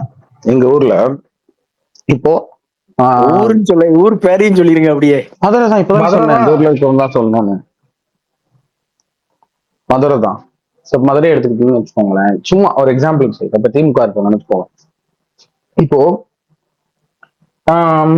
நீங்க வந்து வட்ட நீங்க முத்துராமலிங்கத்தோட சிலைக்கு மாலை போடுறதுனால மட்டும் ஒண்ணும் மாறிடாது. இப்ப ஃபார் எக்ஸாம்பிள் அது அவங்களுக்கு எப்படி ஆகுதுன்னா, இப்போ ஊர்ல இருக்கிறவங்களோட மனநிலையை சொல்றேன் நான். இப்போ அவங்களுக்கு எப்படி ஆகுதுன்னா, எல்லாரும் வந்து நாம என்ன செஞ்சாலும், இந்த தேவ ஜெயந்தி அன்னைக்கு நாம என்ன செஞ்சாலும் ஏன் சும்மா இருக்காங்க அப்படின்றது ஒரு சின்ன பையன் பாக்குறான்னு வச்சுக்கோங்க. அந்த பையனுக்கு இப்ப 2 சமூகத்துல இருக்கிற சின்ன பசங்க பாக்குறாங்க அப்படின்னு வச்சுக்கோங்களேன், அந்த பையனுக்கு என்ன தோணும்? ஓ, நம்ம ஏதோ ஒரு வகையில சுப்பீரியர் போல, நம்ம என்ன பண்ணா போலீஸே சும்மா இருக்கு அப்படின்னு தோணும். இன்னொரு பையனுக்கு தன்னால நம்ம இன்ஃபீரியர் போல அப்படின்னு தோணும். ஆனா இப்ப நீங்க மாலை போடலன்னு வச்சுக்கோங்களேன், கோச்சுட்டு அவங்க ஓட்டு போட மாட்டாங்க. ஓ, நீ மதிக்கலையா அப்படிங்கிற ஒரு சோன்ல போவாங்க. இது எல்லாமே எப்படின்னா அப்படியே பழக்கப்படுத்தி இருந்திருக்காங்க இவங்கள. இப்போ நான் இப்போ பிராக்டிக்கலா சொல்லணும்னா, எங்க ஊர் மாதிரி இடங்கள்ல இப்போ இப்போ படம் எடுக்கிறவங்களோ இல்ல இது பண்றவங்களோ, முதல்ல படம் எடுக்கிறதுன்றது எவ்வளவு பெரிய விஷயம் நம்ம கையில இருந்துச்சு. ஒரு அரசோட கையில எவ்வளவு பெரிய விஷயமா அது இருக்கு. நீங்க பாருங்க, நான் சும்மா செல்ஃப் டப் அடிக்கிறதுக்காக சொல்ல, பட் ரஞ்சித் மாதிரி ஒரு ஆளு, எனக்கு ரஞ்சித் பிடிக்கும்ன்றதுக்காக சொல்ல வரல. ஆனா ஒரு ஆளால ஒரு 10 வருஷத்துல இத்தனை படங்கள் எடுக்க முடியும். நீளம்ல இருந்து இது பண்ணுது அப்படின்னா பிரஜென்டால எவ்வளவு எடுத்துட்டு இருக்க முடியும்னு ஒண்ணு இருக்கு. அது இருக்கலாம். அப்புறம் எங்க ஊர்ல கழகமோ, இப்ப இந்த கழகங்களோ இதுவோ படிப்புனால உங்களுக்கு என்ன செஞ்சுச்சு இந்த ஊருக்கு, உங்களுக்கு வாங்கி கொடுத்த உரிமைகள் என்ன அப்படிங்கிறத போஸ்ட் அடிச்சு போட்டலாம், இது பண்ணலாம். அவங்க கூப்பிட்டு அதை விஷயத்த அவங்ககிட்ட கொண்டு போய் சேர்க்கலாம் எப்படியாவது. ஆனா நீங்க குறைந்தபட்ச முயற்சியா கூட இந்த அரசாங்கங்கள்லாம் உங்களுக்கு என்ன செஞ்சுச்சு அப்படிங்கிறத பத்தி, இல்ல வளர்ச்சி திட்டங்கள்னு உங்களுக்கு பண்றது நீங்க இதை யூஸ் பண்ணாதனால எப்படி வீணா போகுது அப்படிங்கறது எல்லாத்தையுமே அவங்ககிட்ட கொண்டு போய் சேர்க்கலாம். போஸ்ட் அடிச்சு ஒட்டலாம், எதுவுமே இந்த ஜோனுக்குள்ள போகவே மாட்டேங்கிறாங்க அவங்க. என்னன்னா இப்ப நாங்க உங்களுக்கு என்ன செஞ்சோம் அப்படிங்கறத சொன்னா அது லாங் லாஸ்டிங்கா அது உதவும். ஒரு இன்னொரு ஹைன்சைட் அது வந்து உதவும் பின்னாடி ஒரு நாள்ல. மாலை போட்டு போறதுன்றது ரொம்ப தற்காலிகமான ஒரு விஷயம். அதை இப்போதைக்கான அவங்களுடைய ஒரு ஏர்ஜை மட்டும் தணிக்கிற ஒரு விஷயம், அது வேஸ்ட். சோ இப்ப என்னன்னா, இப்ப அவன் சொல்றான்ல நான் கிளாஸஸ் அப்படி இப்படின்னு சொல்றான்ல, கிளாஸஸை விட ஆக்சுவலா உங்களுக்கு என்ன பண்ணிருக்கு அப்படிங்கிறதுக்கான சப்போர்ட் குரூப்ஸ் மாதிரி இருக்குல்ல. இப்ப அவங்கள விட்டு ஆட்களை விட்டு இன்ஃபுளுசர்ஸை விட்டு பேச வைக்கலாம். நமக்கு என்ன செய்ய தெரியுமா, இப்ப சாட்டை துறைமுருகன் ஒரு வீடியோ போட்டாரு பாத்தீங்களா, அது ரொம்ப ரொம்ப முக்கியமான வீடியோ. அதே மாதிரி இப்ப படம் எடுக்க வராங்கன்னு வச்சுக்கோங்க, படம் எடுக்க வைக்கிறது, சின்ன சின்ன கண்டென்ட்ஸ் போடுறது, யூடியூப் சேனல் மாதிரி ஏதாவது ஒண்ணு வச்சுட்டுன்னு வச்சுக்கோங்க, அது பெரிய மாற்றத்தை உண்டு பண்ணல. ஒரு ஃபன் சேனல், பரிதாபங்கள் முன்னாடி பண்ணிட்டு இருந்தாங்களே, பிளாக் ஷிப் முன்னாடி பண்ணிட்டு இருந்தாங்களே, அந்த மாதிரி கவர்மெண்டால பவர் பண்ணி பண்ண முடியும். சின்ன சின்னது அவன் சொல்றது அந்த மாதிரி பண்ணலாம். நீங்க நேரடியா போய் நீங்க ஏங்க நம்ம ஊர்ல குடிக்கிறவனே வரமாட்டேன்றான், குடிய போக்கிக்க நீ வந்து இதுக்கு வா அப்படின்னு சொன்னா, நான் சொல்றது குடிக்கிறவங்கன்றது அளவோட குடிக்கிற ஆட்களை கிடையாது, குடி நோயாளிகள் இருக்காங்கல்ல, ஆல்கஹாலிக்ஸ், அவங்களே இப்ப இதுக்கு வாங்கன்னா வரமாட்டேன்றாங்க, டி அடிக்ஷன் சென்டருக்கு வாங்கன்னா வரமாட்டேன்றாங்க. அப்படிங்கிற பட்சத்துல அவன் சொல்ற மாதிரி நீங்க மணல்ல காப்புற மாதிரி ஒருத்தனை கொண்டு வந்து சேர்க்கலாம் முடியாது அங்க. ஏன்னா அப்படி சேர்த்தாலும் யார் சேர்க்கணும்னு சொல்லுங்க, அந்த வீட்டோட பெரியவங்க தானே வந்து சேர்க்கணும். அவங்க தான் ஊட்டியே வளர்த்துருப்பாங்க, அவங்க எங்கிட்டு கொண்டு வந்து சேர்க்கறது இல்லையா. சோ இது அப்படி ஒர்க் ஆகாது. ஆனா இந்த மாதிரி ஒர்க் ஆகும். இப்போ ஒரு சமூகத்துக்காக பல பேர் வர்றவர் கூட மோகன்ஜி மாதிரியோ முத்தையா மாதிரியோ படம் எடுக்காம, இதுதான் கெத்த அதான் கெத்தன்னு அப்படி படம் எடுக்காம, ஆக்சுவல் ப்ராப்ளம் இருக்குல்ல, அவங்களுடைய வாகேஸ்வரவை எடுத்தாருல, அது சம மாற்று. அவன் ஆக்சுவலா ஓன் ஜாதிக்காரன் தான், ஆனா உன்னை எவ்வளவு உழைப்பு திருட்டு பண்றான் பாரு. ஊரோட பெரிய பிரச்சனை உழைப்பு திருட்டு தானே, அதை உன் சொந்தக்காரன் தானே உனக்கு பண்றான். உன் சொந்தக்காரன் உன் ஜாதிக்காரன் தான் உன்னை உழைப்பு திருட்டு பண்றான். அப்போ நீ என்ன பண்ணா இதுல இந்த செயின்ல இருந்து நீ விடுபட முடியும். இன்னும் பெருசா நீ எக்ஸ்ப்ளோர் பண்ண போக போக இன்னும் வெளியே போக போக உனக்கு என்னென்ன கிடைக்கும் அப்படிங்கறது எல்லாத்தையுமே அவன் சொல்லணும்ல. வாகேஷோட அந்த வேலையை பார்த்துச்சுல, ஒரு ஊரோட டீமோகிராஃபி எடுத்து ஒருத்தன் படம் பண்றான், அந்த ஒரு அந்த டெல்டா மாவட்டத்தோட இதை எடுத்து ஒருத்தன் படம் பண்றான். எல்லாரும் கிளம்பி வெளியே போயிடுறாங்க வெளியூருக்கு. வெளியூர்ல இருக்கிற பசங்க வெளியூர்ல ஒருத்தர் போய் வேலை பார்த்துட்டு வீட்டுக்கு நம்ம காசு அனுப்பிச்சிட்டே இருக்கோம் நினைச்சிட்டு இருக்காரு, இங்க ஒருத்தர் செலவழிச்சிட்டே இருக்கான். அந்த அவர் வந்து முதல்ல அந்த இன்டர்வல் பிளாக்ல இருந்து பாப்பர்ல அவர் வீட்டை, இதுதான் இவ்வளவுதான் இருக்கா அப்படின்னு சொல்லி இதுவா வரல. இப்படிங்க ஒரு ஊரோட டீமோகிராஃபியை மட்டுமே பதிவு பண்ணி அதுல ஜாலியா ஒரு படம் எடுக்கிறது கூட அது ஒரு பதிவு தான். அதை இட்டு இன்னொருத்தன் அடுத்து வந்து வேற ஒரு படம் எடுப்பான் அதே டீமோகிராஃபியில. இது எல்லாமே ஆர்ட் மூலமா இது மூலமா எல்லா வகையான பண்ணலாம். அவன் சொல்றத நம்ம அந்த மாதிரிதான் பார்க்கணும். ஓகே, கமெண்ட்ல நிறைய பேர் சொல்லியிருக்கிறாங்க. அதுல அஜித் பல்தான் சொல்லியிருக்காருன்னா, முதல் கொள்கை வந்து அவர் பிரகடனப்படுத்த போறது வந்து லோகேஷ் கனாஜி படமா, ரெண்டாவது கொள்கைங்கிறது வந்து ஸ்பீக்கர்ல தான் இருக்க பேச படமா. அஜித் பல்தானுங்க, அஜித் ராஜேஷ் இல்ல. இல்ல அதான் இல்லங்க, பல்தான் ஸ்பீக்கர் நான் தான் இங்கதாங்க இருக்காப்ல. இருக்கேன். அவரும் பல்தான் தான், அதுதான் ஸ்பீக்கர் தான் அதுதான் இருக்காரு. அதுதான் இங்கதான் அவர் இருக்கேன். முதல் கொள்கையை சொல்லியிருக்காரு. அது நான் எக்ஸ்பிளைன் பண்ணிடுறேன். அவர் சொல்றதுக்கு முன்னாடி முதல் கொள்கை வந்து தேர்தல் அறிக்கையில அவர் சொல்ல போறது முதல் கொள்கை லோகேஷ் கனகராஜ் படம், ரெண்டாவது கொள்கை வந்து வெற்றிமாறன் படம், ரஞ்சித் படம். மூன்றாவது படம் பாலா படம், நான்காவது படம் வந்து ஜோக்கர்னு சொல்லி ராஜமுருகன் படம், ராஜமுருகன் அஞ்சாவது படம் வந்து PS மித்திரனோட இரும்பு திரைப்படம். இந்த அஞ்சையும் வந்து ஒரு கொள்கைகள் 2.0. வச்சிருக்காரு. அவர் 5 கொள்கை சொல்லியிருக்காரு, பாக்கலையா யாரும்? சரி, பார்த்தேன், சரி, பார்த்தேன். முதல் கொள்கை அஞ்சாவது கொள்கை நல்லா இருக்குண்ணே. அஞ்சாவது பாத்துட்டீங்களா? கொள்கை நம்ம 2.0 ஏன் வச்சுக்க கூடாது? நம்ம ஏன் 2.0 வச்சுக்க கூடாது? லிமிடேஷன் ஆஃப் இன்டர்நெட்னு சொல்லியிருக்காரு. இரும்பு திரை தான் கரெக்ட். ஓ, இந்த இரும்பு திரை செல்போன் தான் இது அஞ்சாவது கொள்கை. கம்மி பண்ண அக்ஷய் குமார் அஞ்சாவது கொள்கை போடுவாரு. லிமிடேஷன் ஆஃப் இன்டர்நெட், அது வந்து இரும்பு திரை கரெக்ட் அவர் பாயிண்ட். நான்காவது வந்து என்ன சொல்லியிருக்காரு, ப்ராப்பர் டாய்லெட், ஜோக்கர் படத்துல ராஜமுருகன் சொல்ல சொல்லியிருக்காரு. மூணாவது பாயிண்ட் ஒர்க். பாலா வந்து பரதேசி படத்துல சொன்னார்ல, ஒர்க்குன்னா எப்படி இருக்கும், ஒர்க்குக்கான பேலன்ஸ் எப்படி இருக்கும், வேலையாட்கள் எப்படி கூட்டு போறாங்க, கக்கானி வேலை எப்படி செய்யறாங்க அப்படிங்கிறது. ரெண்டாவது எஜுகேஷன். வெற்றிமாறன் சொன்ன படிப்பு தான் முக்கியம். ஏங்க, வெற்றிமாறன் ஒரு படத்துல சொன்னாரு, ஒரு படம் விடாம ரஞ்சித் சொல்லியிருக்காரு. அது ரஞ்சித் தான். சரி ரைட், ஓகே, ரஞ்சித் படம் வச்சுக்குவோம். நான் அவருக்கு சொன்ன வெற்றிமாறன் ஈஸியா பிடிக்குங்க. அந்த படிப்பு சிதம்பரம் படிப்பு ஒண்ணு நிலத்த இருந்தா பிடிக்குவாங்க, சொத்து இருந்தா பிடிக்குவாங்க, படிப்பு மட்டும் பிடுங்க முடியாது சிதம்பரம் சொன்னாருங்க. நான் படிப்பை சொன்னேன். இது top 1 number 1 drug free society Lokesh Kanagaraj வழங்கும் தேர்தல் அறிக்கை நம்பர் 1 அப்படின்னு சொல்லி அஜித் பவார் 5 கொள்கைகளை சொல்லியிருக்கிறாரு. சொல்லுங்க அஜித் பல்தான், நீங்களே உங்க வாயால சொல்லிடுங்க. கஞ்சதான் ப்ரோ. அதுல ஃபர்ஸ்ட் அந்த ட்ரக் ஃப்ரீ தான். ஏன்னா இப்ப நம்ம நாடு இருக்கிற நிலைமைக்கு, நம்ம ஊர் இருக்கிற நிலைமைக்கு அதை முதல்ல வரணும். ஏன்னா ரொம்ப ஈஸியா எல்லாரும் கையிலே கிடைக்குது. அதுதான் வந்து எல்லாத்துக்குமே எல்லா தப்புக்குமே முதல் காரணம். 12 வயசு பையன் 13 வயசு அண்டர் ஏஜ்லயே வந்து அவனுக்கு கிடைக்கிற அந்த ட்ரக் தான். அந்த நிறைய சம்பவங்கள் எல்லாமே அந்த ட்ரக்கால அவன் போதைக்கு அடிமையாகி அவனே மறந்துட்டு பண்ற சம்பவங்கள் தான். ஸோ அது இல்லாம பண்ணாவே முக்காவாசி கிரைம் குறைஞ்சிரும். அதுக்கப்புறம் அதுல இருக்கிற ஒவ்வொன்றுமே அது ஆட்டோமேட்டிக்கா இதாயிரும். அந்த ஒரு பிரச்சனை முடிஞ்சாவே போதும். அதுதான் அந்த 5 கொள்கை. அதுதான் சிஎம்மான ஃபர்ஸ்ட் இது வந்து அதுதான் ட்ரக் ஃப்ரீ. ட்ரக்னு வாயை திறந்து இங்க வந்துச்சுன்னா அவனை நடு ரோட்ல போட்டு அடிங்கிற அளவுக்கு தான் சட்டத்தை போடுவேன். ட்ரக் கல்ல கொண்டு அடிங்கடா அவனை அப்படிங்கிற மாதிரிதான் ஃபர்ஸ்ட் சட்டம். தான் கட்டாதா? ஒண்ணு இருந்தாவே போதும். அந்த ஒண்ணு இல்லைன்னாவே போதும் ப்ரோ. கட்டாச்சி தான். நடுவில் சவுதி வெள்ளக்கா படத்தை சொன்னாரு, வேற ஒண்ணு இல்லை. என்ன அவர் வேணா உண்மையாலே ஒண்ணுதான் அவர் சொன்ன பாயிண்ட் ஃபுல்லா பார்த்துட்டு தான், இன்னும் சொல்ல வரல. ஏன்னா வந்து உண்மையாலுமே நம்மலாம் இப்ப எப்படி ஆயிடுச்சுன்னா, சில விஷயங்கள் வந்து நம்ம ஃபேண்டசியா பேசி இருக்கும்போது இயல்பா இதெல்லாம் நடக்கக்கூடிய விஷயம் தானே, அதையே நம்ம ஃபேண்டசியா ஆக்குற அளவுக்கு ஆக்கிட்டோம். இல்லை நம்ம ஸ்டேட் அப்படி ஆயிடுச்சு, இல்லை நம்ம நிலைமையே அப்படி இருக்குல்ல அப்படிங்கிற மாதிரி ஆயிடுச்சு. ஏன்னா இதெல்லாம் வந்து நிச்சயமா இயல்பா எல்லாத்தாலையும் நடக்கக்கூடிய ஒரு விஷயம். இந்த போதை ஒழிப்பு, அது முக்கியமா அந்த ட்ரக் ஃப்ரீன்னு சொல்லி போட்டிருக்க விஷயம் வந்து ரொம்ப ரொம்ப தேவையான விஷயம். ஆனா வந்து பாருங்களேன், அதிகாரிங்க அந்த கிடைக்கிற கொஞ்சோண்டு லஞ்சத்துக்காக எவ்வளவு பெரிய தப்பு பண்றாங்க, தப்பு பண்ண விடுறாங்கன்னு இருக்குல்ல. அவங்க அதிகாரிகள் இருந்து மேல போகவும் கீழே இறங்கவும் பணம் தான் இங்க விஷயங்கிறதுனால எவ்வளவு பெரிய விஷயத்தையும் இறக்கி விட்டுட்டு இருக்காங்க பாருங்க. சர்வசாதாரணமா தடை பண்ணக்கூடிய ஒரு விஷயத்த நம்ம அதை கிடைக்கக்கூடிய அளவுக்கு ஆக்கிட்டு, இப்ப நம்ம என்னன்னா சர்வசாதாரணமா நடக்கக்கூடிய விஷயத்த நம்ம ஃபேண்டசியில பேசுற அளவுக்கு ஆயிட்டோம். இயல்பா இப்ப உள்ளவங்களே பண்ணலாம் அது. ஆனா நம்ம நம்ம ஒரு சிஎம் ஆனா, நம்ம கட்சி தொடங்கினா அப்படிங்கிற அளவுக்கு ஒரு ஃபேண்டசியில பேசுற அளவுக்கு அதெல்லாம் ஆக்கிட்டோம். சில விஷயங்கள் இயல்பா நடக்கக்கூடிய விஷயம் நடக்கணும், கண்டிப்பா நடந்தே ஆக வேண்டிய விஷயம். அஜித் பத்தா சொல்லியிருக்க எல்லாமே நடக்கக்கூடிய விஷயம் தான். அதே நம்ம வந்து பாத்தீங்கன்னா ஃபேண்டசியில சேர்க்கிற அளவுக்கு ஆக்கிட்டோம். சரி ரைட், ஓகே.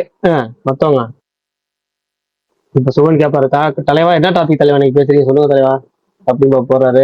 ஃபர்ஸ்ட்ல இருந்து ஆரம்பிக்க போது சொல்லுங்க சுவன். நீங்க ஆரம்பிங்க பிரகாஷ். நீங்க சொல்லுங்க. இல்ல நான் கேட்கிற மூட்ல இருக்கேன். இன்னைக்கு நம்ம இந்த பாயிண்ட் இருக்குல்ல, 5 பாயிண்ட் யாரால என்னென்ன சொல்ல வராங்க அப்படிங்கறதுக்காக தான். நமக்குன்னு என்னமே யோசிக்கலங்கிறதா உண்மை. அதனாலதான் நமக்கு வந்து பாயிண்ட் தோணல. 1-2 தோணிச்சாலும் நம்மள பேசும்போது பேசிக்கலாம் தோணிச்சா ஒரு 2 பத்தவங்க சொல்லியிருப்பாங்க. காப்பி அடிச்சு சொல்ல வேணாம். அதனால நமக்கு தோணுச்சா சொல்லிடலாம். எனக்கு தோணல, உண்மையிலே தோணல. அதனால கேட்போம்னு கேட்டேன். சரி, ஓகே. எனக்கு கரெக்டா இருக்குமான்னு தெரியல, பட் சும்மா சொல்றேன். பரணி கொஞ்சம் சத்தம் பரணி, ஒண்ணும் கேட்கல. ஓகே, கேக்குதா? இப்பதான் கேக்குது. நாங்கள் ஆட்சிக்கு வந்தால் தமிழ்நாடு கேரளாவாக மாற்றப்படும். என்ன பரணி ப்ரோ? கேரளாவோட இணைச்சிருக்கீங்களா, கேரளா மாத்தப்படுமா பரணி? கரெக்டா பிடிக்கிறாங்க. கேரளாவை மாத்தப்படும். இல்ல கேரளாவோட இணைச்சிருக்கீங்களான்னு கேக்குறேன். மாத்தப்படுமா இல்ல இணைச்சிருக்கீங்களா? ரெண்டு ஒரே ஸ்டேட். சரி ரைட். அதுக்கப்புறம் நான் சொல்றேன், தியேட்டரில் படம் பார்க்க வரும் அனைவருக்கும் வாயிலில் பிளாஸ்டர் ஒட்டப்படும். தமிழ்நாட்டுல அதானே? இல்ல பிரகாஷ் ப்ரோ, வாயில பிளாஸ்டரே ஒட்டிட்டோம்னா அப்புறம் எப்படி பாப்கார்ன் சாப்பிடுவாங்க? டிக்கெட் வாங்குறதே வாயில பிளாஸ்டர் தான். நான் தியேட்டருக்கு ஒண்ணு வச்சிருக்கேன் பல்தான், அதை ஃபர்ஸ்ட் சொல்றேன். சொல்லிருங்க. Parking fees no, flexible ticket pricing, 200 ரூபா லிமிட். ஏன் பொதுமக்களுக்கு அறிக்கை கொடுக்கணும்? எல்லா படமும் தேட்டர் வரைக்கும் போயிட்டு இருக்கீங்க, திரையரங்க ரசிகர்களுக்குன்னு. பொதுமக்களுக்கு கட்சி ஆரம்பிச்சு சினிமா துறை நடத்திருக்கா? கட்சி ஆரம்பிச்சுங்களா? நீங்க சினிமா துறைக்கு முதல்வர் கிடையாது. அவர் ஸ்டார்ட் பண்ணதுனால நான் இது வந்து சொன்னேன், லிஸ்ட்ல இருக்கேன்னு சொன்னேன். நீ ப்ரொடக்ஷன் கவுன்சில் எலெக்ஷன் ஜெயிக்கல. சரி சீஃப் மினிஸ்டர். சரி சொல்லுங்க.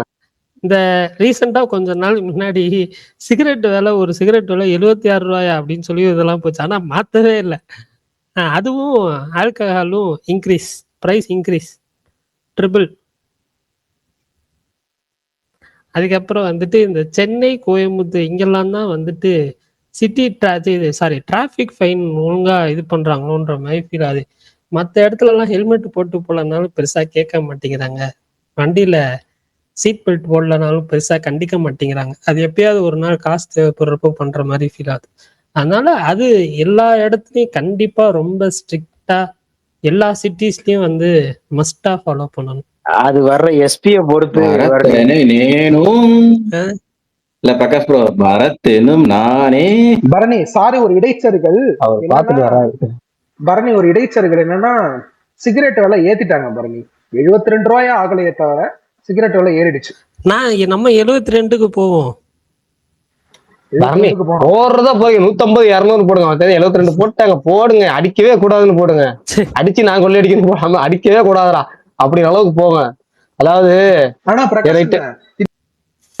மூடுறதுன்னு அதுல உங்களுக்கு நம்பிக்கை இல்ல. அது எப்படி, அதை பத்தி நான் நினைக்கிறீங்க? எது இந்த ஒயின் ஷாப் எல்லா டாஸ்க்கும் இல்ல அது முடியாது. அது வந்து சாத்தியமும் இல்ல. ஃபர்ஸ்ட் நீங்க வந்து என்னன்னா தெரியல இல்ல குடிக்கிறத ஒழுங்குபடுத்தணும். அப்புறம் ஒரிஜினலா நல்ல சரக்கை கொடுக்கணும் டாஸ்மாக்ல. ஃபர்ஸ்ட் விஷயமே அதுதான். நீங்க வந்து 250 ரூபாய்க்கு வாங்கி குடிக்கிறாங்கன்னா ஆக்சுவலா அதுக்கேற்ற போதை இல்ல, அதுக்கேற்ற பயங்கர கலப்படம் தான் இருக்கு. அவன் 250 ரூபாய் குடிச்சு புல் மட்டே ஆகி புல் வேற மாதிரி ஆகி போயிருது. ஒரிஜினல் போதைக்கான ஒரிஜினல் குவாலிட்டி சரக்கை கொடுக்க சொல்லணும். தலைவர் ஒரே ஒரு சாரி இன்டரப்ட் பண்றதுக்கு.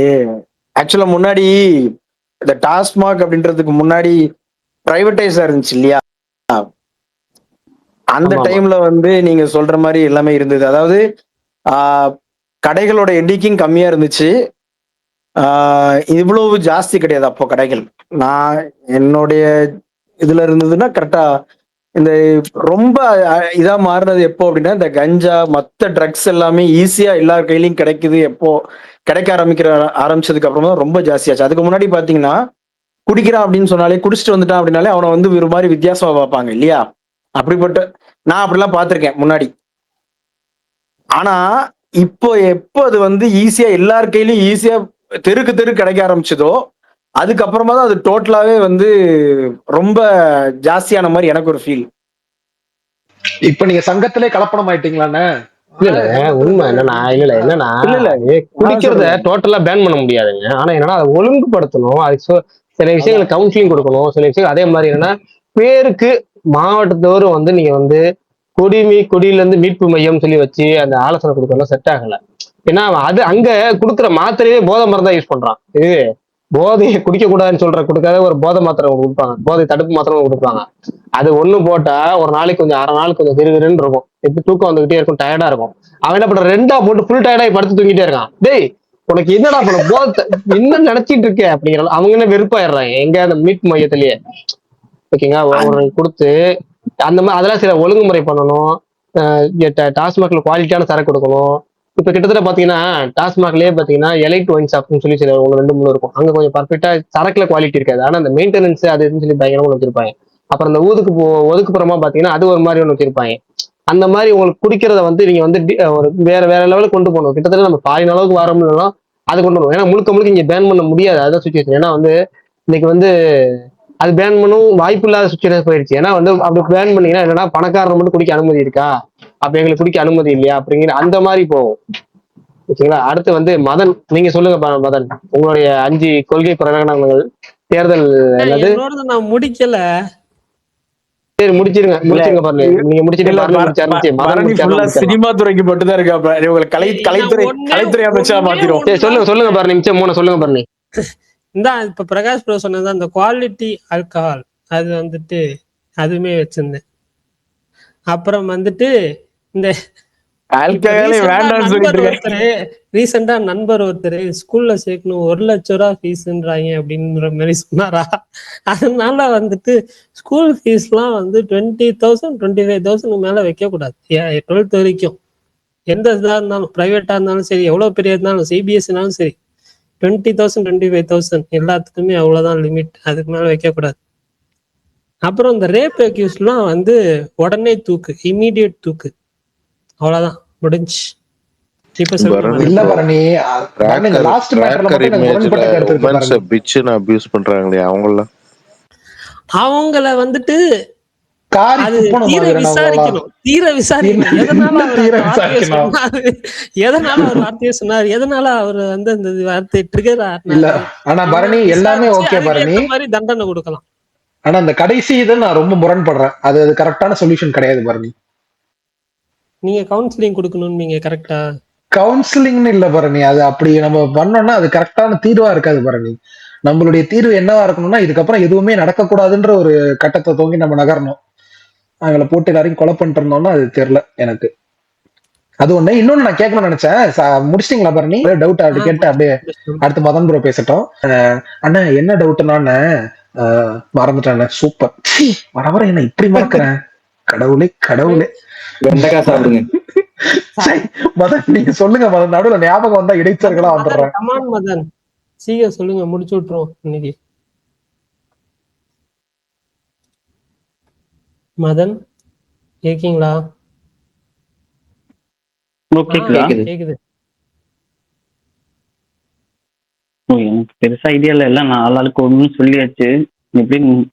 எப்படி நடக்க போறது இல்ல. அப்ப ஏன் ரொம்ப மெனக்கிட்டு சொல்லுவானுன்னு ஒரு யோசனை. இன்னும் என்ன விஷால் ப்ரோ ஆன ஆரம்பிச்சேன் ஞாபகம் வந்துருச்சு அப்படின்னு வர்றீங்க. சாரி இது மட்டும் சொல்லிடுறேன். இல்ல, இப்ப நம்ம ஊர்ல இந்த எஜுகேஷன் இருக்குல்ல, அது கவர்மெண்ட் ஸ்கூல்ல ஃப்ரீயா கிடைக்குது.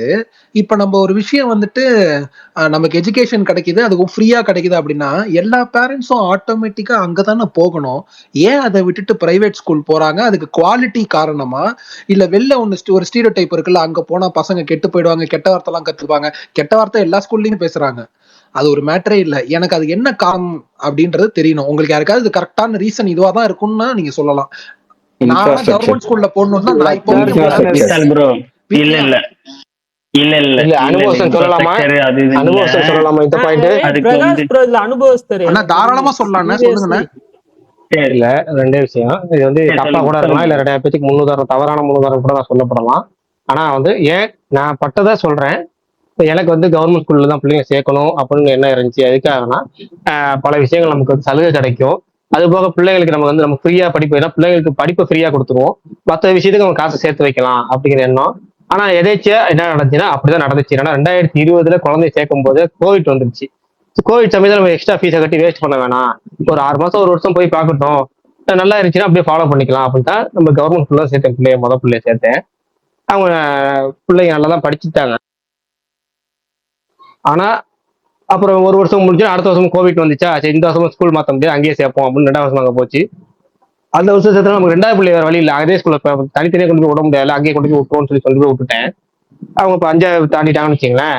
இப்போ 5வது வரைக்கும் போகுது, பிள்ளைங்க நல்லா தான் படிக்குது. இப்போ பிள்ளைங்க வந்து டியூஷன் சேர்க்கலாம்னு சொல்லி டியூஷன் சேர்த்துருந்தேன். அவங்க கொஞ்சம் இதாக இருக்குல்ல. ஏன்னா நான் வந்து 3வது 2வது போகிறப்ப அவங்க திரும்ப இந்த ஆனாவனை எழுதுங்க சொல்லுங்க. ஏன்னா எல்கேஜில தான் சொன்னீங்க, யூகேஜில தான் சொன்னீங்க, 1வதுல தான் சொன்னீங்க, 2வது வந்ததுக்கப்புறம் திரும்ப ஆனாவனை எழுதுங்கிறீங்க, 3வது வந்துட்டாங்க திரும்ப இப்போ ஆனாவனாவே எழுத சொன்னீங்க. அடுத்து எப்போ போவீங்க? இப்போ என்ன எல்கேஜி பிள்ளைங்க இப்போ என்னமோ இங்கிலீஷ் வேற என்னமோ பேசுற அளவுக்கு வந்துட்டாங்க. அந்த அளவுக்கு நம்ம கேட்க போறது கிடையாது. கவர்மெண்ட் ஸ்கூல்ல நமக்கு தெரியும் நம்ம என்ன பண்ணிருக்கோம், நம்ம எவ்வளவு ஃபீஸ் கட்டுறோம், ஃபீஸே கட்டாம பண்ணிருக்கோங்கிறதெல்லாம் தெரியும். அவங்க எவ்வளவு ஃபீஸ் கட்டி லட்சம் கட்டியிருக்காங்க.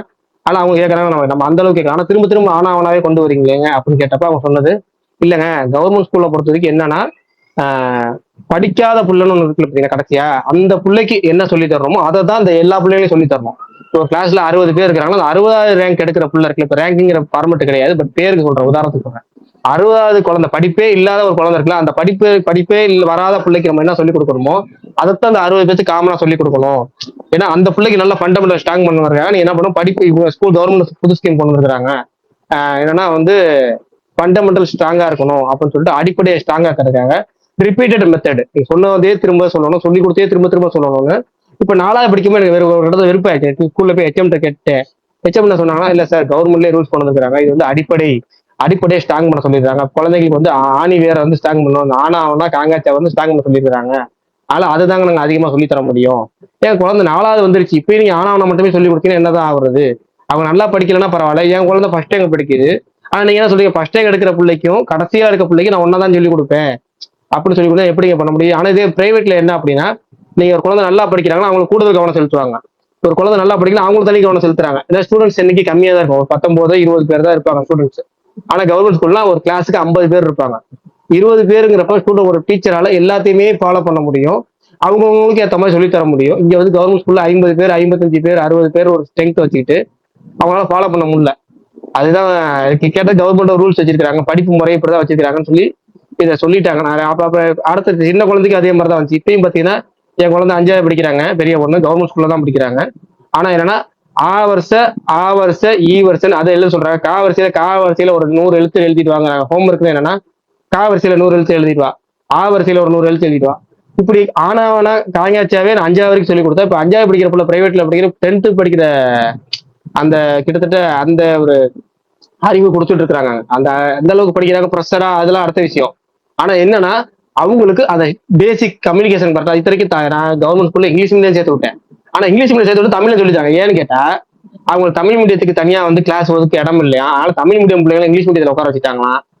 தமிழ் மீடியத்துக்கு சொல்லி தர மாதிரியே இங்கிலீஷ் மீடியம் சொல்லி தரணுங்கிறதுக்காக என்ன பண்றாங்க, தமிழ்ல சொல்லி கொடுத்துட்றாங்களாம். இப்படி பல விஷயங்கள் போறதுனால வேற வழி இல்லாம நான் இப்ப ஸ்கூலை மாற்ற வேண்டிய சுச்சுவேஷன் வந்துச்சு. பிரைவேட்டுக்கு தான் மாத்திருக்கேன் இப்ப இந்த வருஷம் வேற வழி இல்லாம.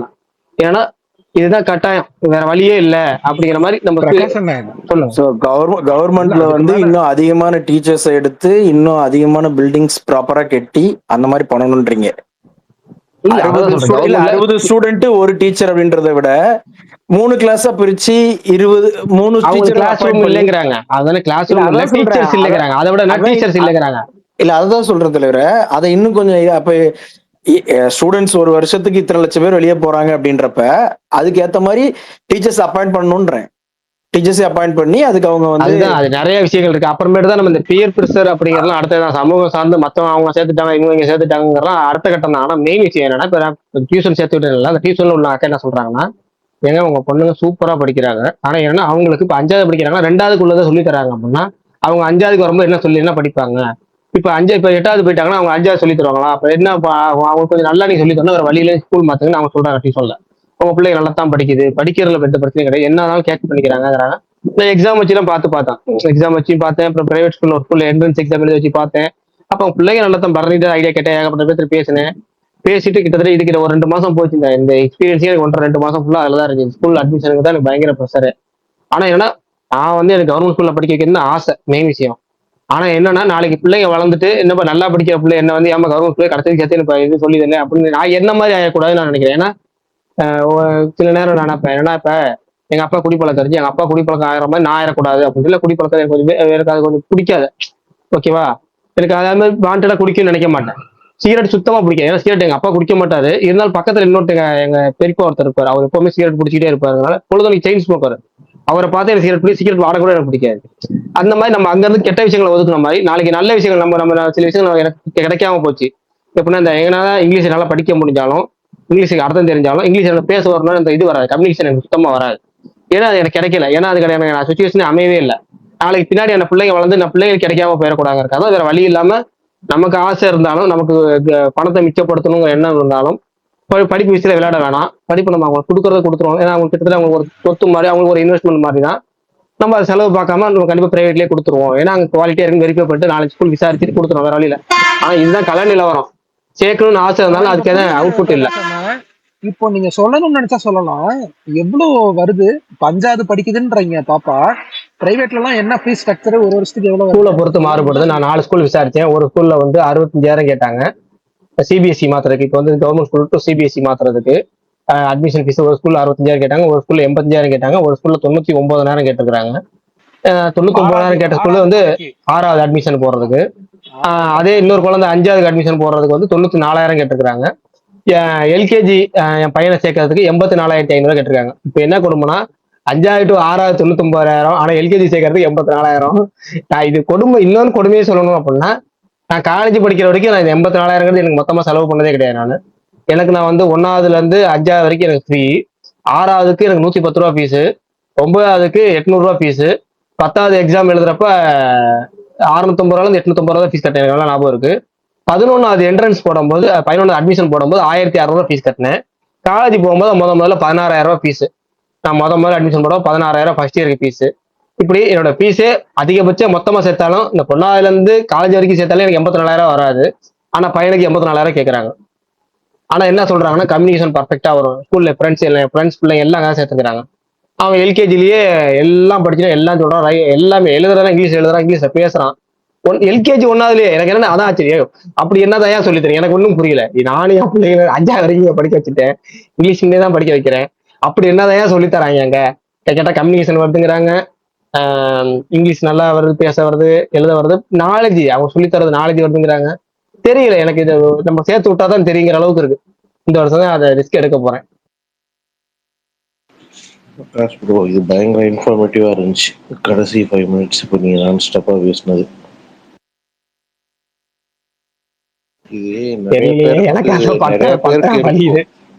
இது நிறைய பேருக்கு இருக்கும். நம்ம வந்து நம்ம பசங்களை கவர்மெண்ட் ஸ்கூல்ல தான் படிக்க வைக்கணும், இது நம்ம வசதியா இருந்தாலுமே அப்படிதான் இருக்கும். எதனால அது மாறுதுன்னு ஒன்று இருக்குல்ல. இல்ல நான் சீரியஸா 5 வருஷம் வந்து நல்லா எனக்கு ஸ்கூல் டீச்சர்ஸ் என்ன சொன்ன டீச்சர்ஸ் நல்ல டீச்சர்ஸ் தான். அப்புறம் இன்னொரு சில காரணங்களுக்கு சொல்ல முடியலங்கிறனால சொல்ல, ஏன்னா ஒரு காரணத்தை மட்டும் சொல்லிடுறேன். இப்ப வந்து எல்கேஜி யூகேஜிக்கு போறப்ப கூட பிரச்சனை எனக்கு தெரியல. ஆனா 1வதுல ஒரு வருஷத்துல நமக்கு வந்து கவர்மெண்ட் ஸ்கூல்ல 5 சப்ஜெக்ட் இருக்குன்னா அந்த 5 சப்ஜெக்ட்டுமே ஒரு டீச்சர் தான் எடுக்கிறாங்க. பிரைவேட் ஸ்கூல்ல 5 சப்ஜெக்ட்டுக்கு 5 தனித்தனி டீச்சர்ஸ் எடுக்கிறாங்க. எல்கேஜிக்குமே தனியாக தான் எடுக்கிறாங்க. எல்கேஜி யூகேஜிக்கு தவிர்த்து 1வதுல இருந்து தனித்தனி டீச்சர்ஸ் எடுக்கிறாங்க ஒவ்வொரு சப்ஜெக்ட்டுக்கும். அது பிரைவேட் ஸ்கூல்ல வித்தியாசம் தான். அடுத்து என்னன்னா கவர்மெண்ட் ஸ்கூல் எனக்கு தனியா ஒன்னா எடுக்கிறது கூட எனக்கு பிரச்சனையா படல. ஆனா என்னன்னா வருஷத்துல பாதி நாள் அவங்க டீச்சர்ஸ் இடம் மாத்திடுறாங்க. நான் 2-3 டீச்சர்ஸ் இடம் மாத்திடுறாங்க. என் பிள்ளைக்கு பாத்தீங்கன்னா ஒரு டீச்சர் போயிட்டு இன்னொரு டீச்சர் வந்து ஸ்டூடெண்ட் அவங்க எப்படி சொல்றது அனலைஸ் பண்றதுக்கே குறிப்பிட்ட 1 மாசம் ஆயிருது. அதுக்கப்புறம் அந்த எந்த பிள்ளை நல்லா படிக்குது, எந்த பிள்ளை நல்லா படிக்கல, யாரு பழகிறதுக்கே 1 மாசம் ஆனதுக்கப்புறம் அவங்க திரும்ப அவங்க பழகி 1 மாசம் 2 மாசம் திரும்ப அவங்க தூக்கி இன்னொரு டீச்சரை போட்டுறாங்க. கேட்டா எலெக்ஷன் டியூட்டி, அவங்க அந்த டியூட்டி கவர்மெண்ட் ஸ்கூல் மாத்திட்டாங்க, டிரான்ஸ்ஃபர் பண்ணிட்டாங்க அப்படி சொல்லிட்டாங்க. இதுதான் கவர்மெண்ட் ஸ்கூல்ல உள்ள பிரச்சனையா பாக்குறேன். நமக்கு படிக்க வைக்கணும் ஆசை தான், எல்லாமே பண்றதுதான். ஆனா வேற வழி இல்லையே. நமக்கு அந்த குழந்தைங்களுக்கு கொடுக்க நாலேஜ் கொடுத்தாதானே நாளைக்கு நம்ம வந்து அவங்க நல்லா இருக்கும்போது நம்ம பார்த்து என்ஜாய் பண்ண முடியல. நாங்க வர்ற கஷ்டத்தை கடைசி அதாவது கிட்டத்தட்ட சர்க்கிள் மாதிரி ஆயிரும். எங்க அப்பா பண்ணதை நான் பண்றேன், இப்ப நான் பண்ணது என் பிள்ளையும் பண்ணிட்டு இருந்தா அது சர்க்கிளா தான் வரும். அவர் அட்வான்ஸா மாறி மேல போக முடியாது. அப்ப வேற வழியே இல்லை, உலகத்தோட ஒத்து போகணும். அப்படின்னா நம்ம என்ன உலகம் என்ன பண்ணுதோ அதையே நம்மளும் பண்ணி ஆகணும், வேற வழி இல்லை.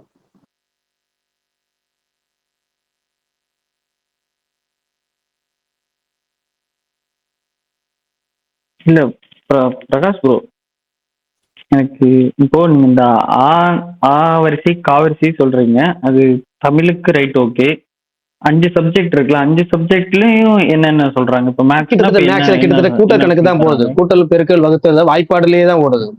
அடுத்த கட்டமும் ஒண்ணு இருக்குல்ல. இப்ப நான் படிக்கும் போது எப்படி படிச்சேன்னா நான் முட்டாள்தனமா படிச்சேன். இப்ப நான் முட்டாளமா எனக்கு அப்படிதான் பேசிக் மெத்தட் இருந்துச்சு. எங்க ஸ்கூல்ல என்ன பண்ணுவாங்கன்னா 1வதுல இருந்து 5வது வரைக்கும் சொல்லி கொடுப்பாங்க. எக்ஸாம் அப்ப என்ன பண்ணுவாங்க, போர்டுல ஆன்சர் எழுதி போட்டுருவாங்க. அந்த ஆன்சரை கரெக்டா எழுதுனா பாஸ். போர்டுல ஆன்சர் இருக்கும் 5வது வரைக்கும். அதனால எனக்கு நான் படிச்ச ஸ்கூல்ல இவ்வளவு ஈஸியா இருக்கு. நான் தான் ஃபர்ஸ்ட் நான் ஸ்கூல்ல படிச்ச ஸ்கூல்ல 5வது வரைக்கும். நம்ம தான் 5 ஃபர்ஸ்ட் எடுக்கிறோமே சூப்பர் சொல்லிட்டு ஸ்கூல்ல போய் எங்க அம்மா சேர்த்தாங்க. அந்த ஸ்கூல்ல வந்து என்ட்ரன்ஸ் எழுதி பாஸ் ஆனா. ஆனா வேற ஒரு காரணத்துக்காக அந்த ஸ்கூல்ல சேர்க்க முடியல. பக்கத்துல இன்னொரு ஸ்கூல்ல காசு கம்மின்னு சொல்லி அந்த ஸ்கூல்ல சேர்த்து விட்டாங்க. இப்போ முதல் நாள் உட்காடுறேன், எனக்கு ஒண்ணுமே புரியல. அங்க நடத்துனது ஒண்ணுமே புரியல. ஏன் சிவத்து என்ன நம்ம தானே ஃபர்ஸ்ட் நம்ம நல்லா தானே படிப்போம், இங்க என்னடா ஒன்றும் புரியல அப்படிங்கிற அளவுக்கு எனக்கு குழப்பம். ஒரு 2 மாசம் 3 மாசம் அதை பிக்கப் ஆகிறதுக்கு ரொம்ப லேட்டா எனக்கு பிடிச்சிட்டேன். ஒரு பாயிண்ட் பிடிச்சிட்டு ஃபர்ஸ்ட் 6வதுல வந்து 4வது ரேங்க் எடுத்தேன். 7வது போறப்ப 3வது ரேங்க் எடுத்தேன். 8வதுலயே வந்து செகண்ட் ரேங்க் ஃபர்ஸ்ட் ரேங்க் மாறி எடுத்துட்டு இருந்தேன் அந்த குவார்டர்லி. ஆனா பிடிக்கிறதுக்கு எனக்கு 2 வருஷம் 3 வருஷம் ஆச்சு. ஆனா என்னன்னா நான் திரும்ப படிச்சேன்னா அந்த 5வதுல வந்து 5வது வரைக்கும் இப்படி எழுதி போட்டு படிச்சதை படிச்சவன் 6வதுல இருந்து இப்படி பேசிக்க கொஞ்சம் கொஞ்சம் அப்பதான் உருட்டி வரேன்னா.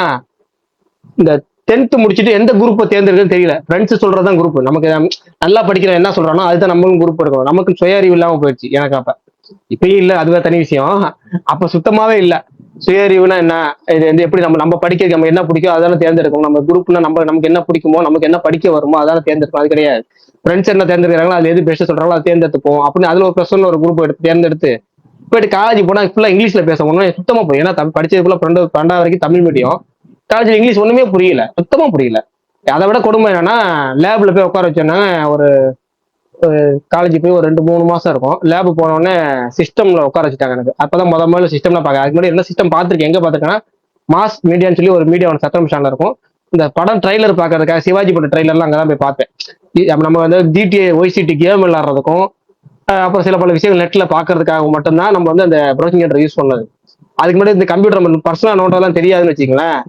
நம்ம போய் முதல்ல லேப்ல உட்கார வச்சுட்டு C+C என்னமோ அடிக்க சொல்லிட்டு இருந்தாங்க. ஆக்சுவலா அப்படிதான் ஃபர்ஸ்ட் முதல்ல அப்படிதான் எனக்கு தோணுச்சு. அடி அப்படின்னா நல்ல வேலை எனக்கு நல்லதா. என் புண்ணியம் பெரிய புண்ணியம் என்னன்னா என் பக்கத்துல இன்னொரு பிரகாசம் ஒருத்தன் தான். அவன் என்ன டைப் பண்றானோ அதை அப்படியே நான் பார்த்து டைப் பண்ணா போதும். ஏன்னா அவன் பேரும் பிரகாசம். ஏன்னா உங்க பேரை டைப் பண்ணுங்கன்னாங்க. டைப் பண்ணி அந்த செமிகோலன் ஓப்பன் ப்ளஸ் போட்டு கிளாஸ் போட்டு அது பண்ணுங்க இது பண்ணுங்கன்னாங்க. உட்காந்து பண்ணி அவன் டைப் பண்றதை பார்த்து நான் டைப் பண்ணிட்டே இருப்பேன். ஏன்னா அவன் போடுற ஜே பிரகாஷ் அப்படியே நானும் போட்டேன். என் பேர் எம் பிரகாஷ், அவன் ஜே பிரகாஷ் போட்டான். நானும் நமக்கு என்ன தெரியும், அவன் என்னமோ அடிச்சிட்டு இருக்க, நம்ம அப்படியே சேர்த்து அடிப்போம்னு சொல்லி ஜே பிரகாஷ் போட்டு கொஞ்ச நேரத்துக்குள்ள என் சிஸ்டம் ஆஃப் ஆயிடுச்சு. நான் என்ன பண்ணிட்டேன், எங்க லேப் இன்ஸ்ட்ரக்டர் ஒருத்தர் வருவாரு. வந்தோடனே 2-3 தடவை ஆஃப் ஆயிடுச்சு. அவரை கூப்பிட்டு, சார் என்ன சார் பொசுக்குன்னு ஆஃப் ஆகுது அப்படின்னு சிஸ்டத்தை கேட்டேன். அவரு இங்கிலீஷ்ல திட்டினார். என்ன தெரியுமா சொன்னாரு, என்ன வார்த்தை யூஸ் பண்ற, பொசுக்குன்னு ஆஃப் ஆகுது, நீ என்ன வேர்டு யூஸ் பண்ற, என்னத்தான் நீ படிக்க வந்தியா, என்ன வந்த, அது என்ன பொசுக்குன்னு ஆஃப் ஆகுது, உன் சிஸ்டம் சடனா ஆஃப் ஆயிடுச்சுன்னு சொல்ல தெரியாதா உனக்கு அப்படின்னு பிடிச்சி ஏறுன்னு ஏறினாரு. அப்பதான் புரிஞ்சுக்கிட்டேன், நமக்கு இந்த வார்த்தையை நம்ம கூட இந்த இங்கிலீஷ் சடனா வரமாட்டேது, நமக்கு சடனுங்கிற வார்த்தையே சடனா வரமாட்டேது. நம்ம எந்த அளவுக்கு மாறி, நம்ம எந்த அளவுக்கு அப்படி வந்திருக்கோம், நம்ம படிச்ச முறை, வாழ்ந்த முறை, நம்ம போய் இப்படி இருக்கிற நிலைமை எப்படிங்கிறது அங்கதான் முதல்ல எனக்கு அனுபவ பாடமா இருந்துச்சு. அதுக்கப்புறம் தான் கொஞ்சம் கொஞ்சமா கஷ்டப்பட்டு தான் ஏதோ இப்ப நம்ம சினிமா செய்தி பார்த்தா இங்கிலீஷ் கிடையாது, வேற ஒன்றும் காலேஜ் படிச்சு இங்கிலீஷ் கிடைச்சனா கிடையாது எனக்கு தெரியாது. ஆனா சினிமா செய்திகளை பாக்குறதுக்காக இங்கிலீஷ் பேப்பர் படிக்க ஆரம்பிச்சு அதுல உள்ளதை பார்த்து தான் இங்கிலீஷ்ல பேசி எல்லாம் வரதெல்லாம் வச்சுக்கங்களேன். ஆனா அந்த கஷ்டம் பற்றக்கூடாதுன்னா பேசிக்கலா ஸ்ட்ராங்கா இருக்கணும், ஃபண்டமெண்டல் ஸ்ட்ராங்கா இருக்கணும். அதுக்கு பிள்ளைங்க நல்ல படிப்பு கொடுத்தாகணும். நல்ல படிப்புனா இந்த டீச்சர்ஸ் மாறாம பேசிக் எஜுகேஷன் கரெக்டா அந்த 5வது உள்ள பாடத்தை சொல்லி கொடுத்தா போதும். நான் 5வது 10வது வரைக்கும் சொல்லி கொடுக்குன்னு சொல்ல வரல. நம்ம இப்போ பிரைவேட் ஸ்கூல்ல 1ஆவதுக்கு 3ஆவது வரைக்கும் குவாலிட்டிக்கு சொல்லி தராங்க, நமக்கு அந்த குவாலிட்டி சொல்லி தாங்கன்னு 5ஆவதுக்கு என்ன குவாலிட்டி இருக்கோ அதை நல்லா அந்த குவாலிஃபிகேஷன் கரெக்டாக சொல்லி கொடுத்தா போதுங்கிறது தான் எதிர்பார்ப்பா இருந்துச்சு. ஆனா அது எதிர்பார்ப்பு பூர்த்தி ஆகலைங்கிறனால தான் இந்த வருஷம் மாத்தேன்.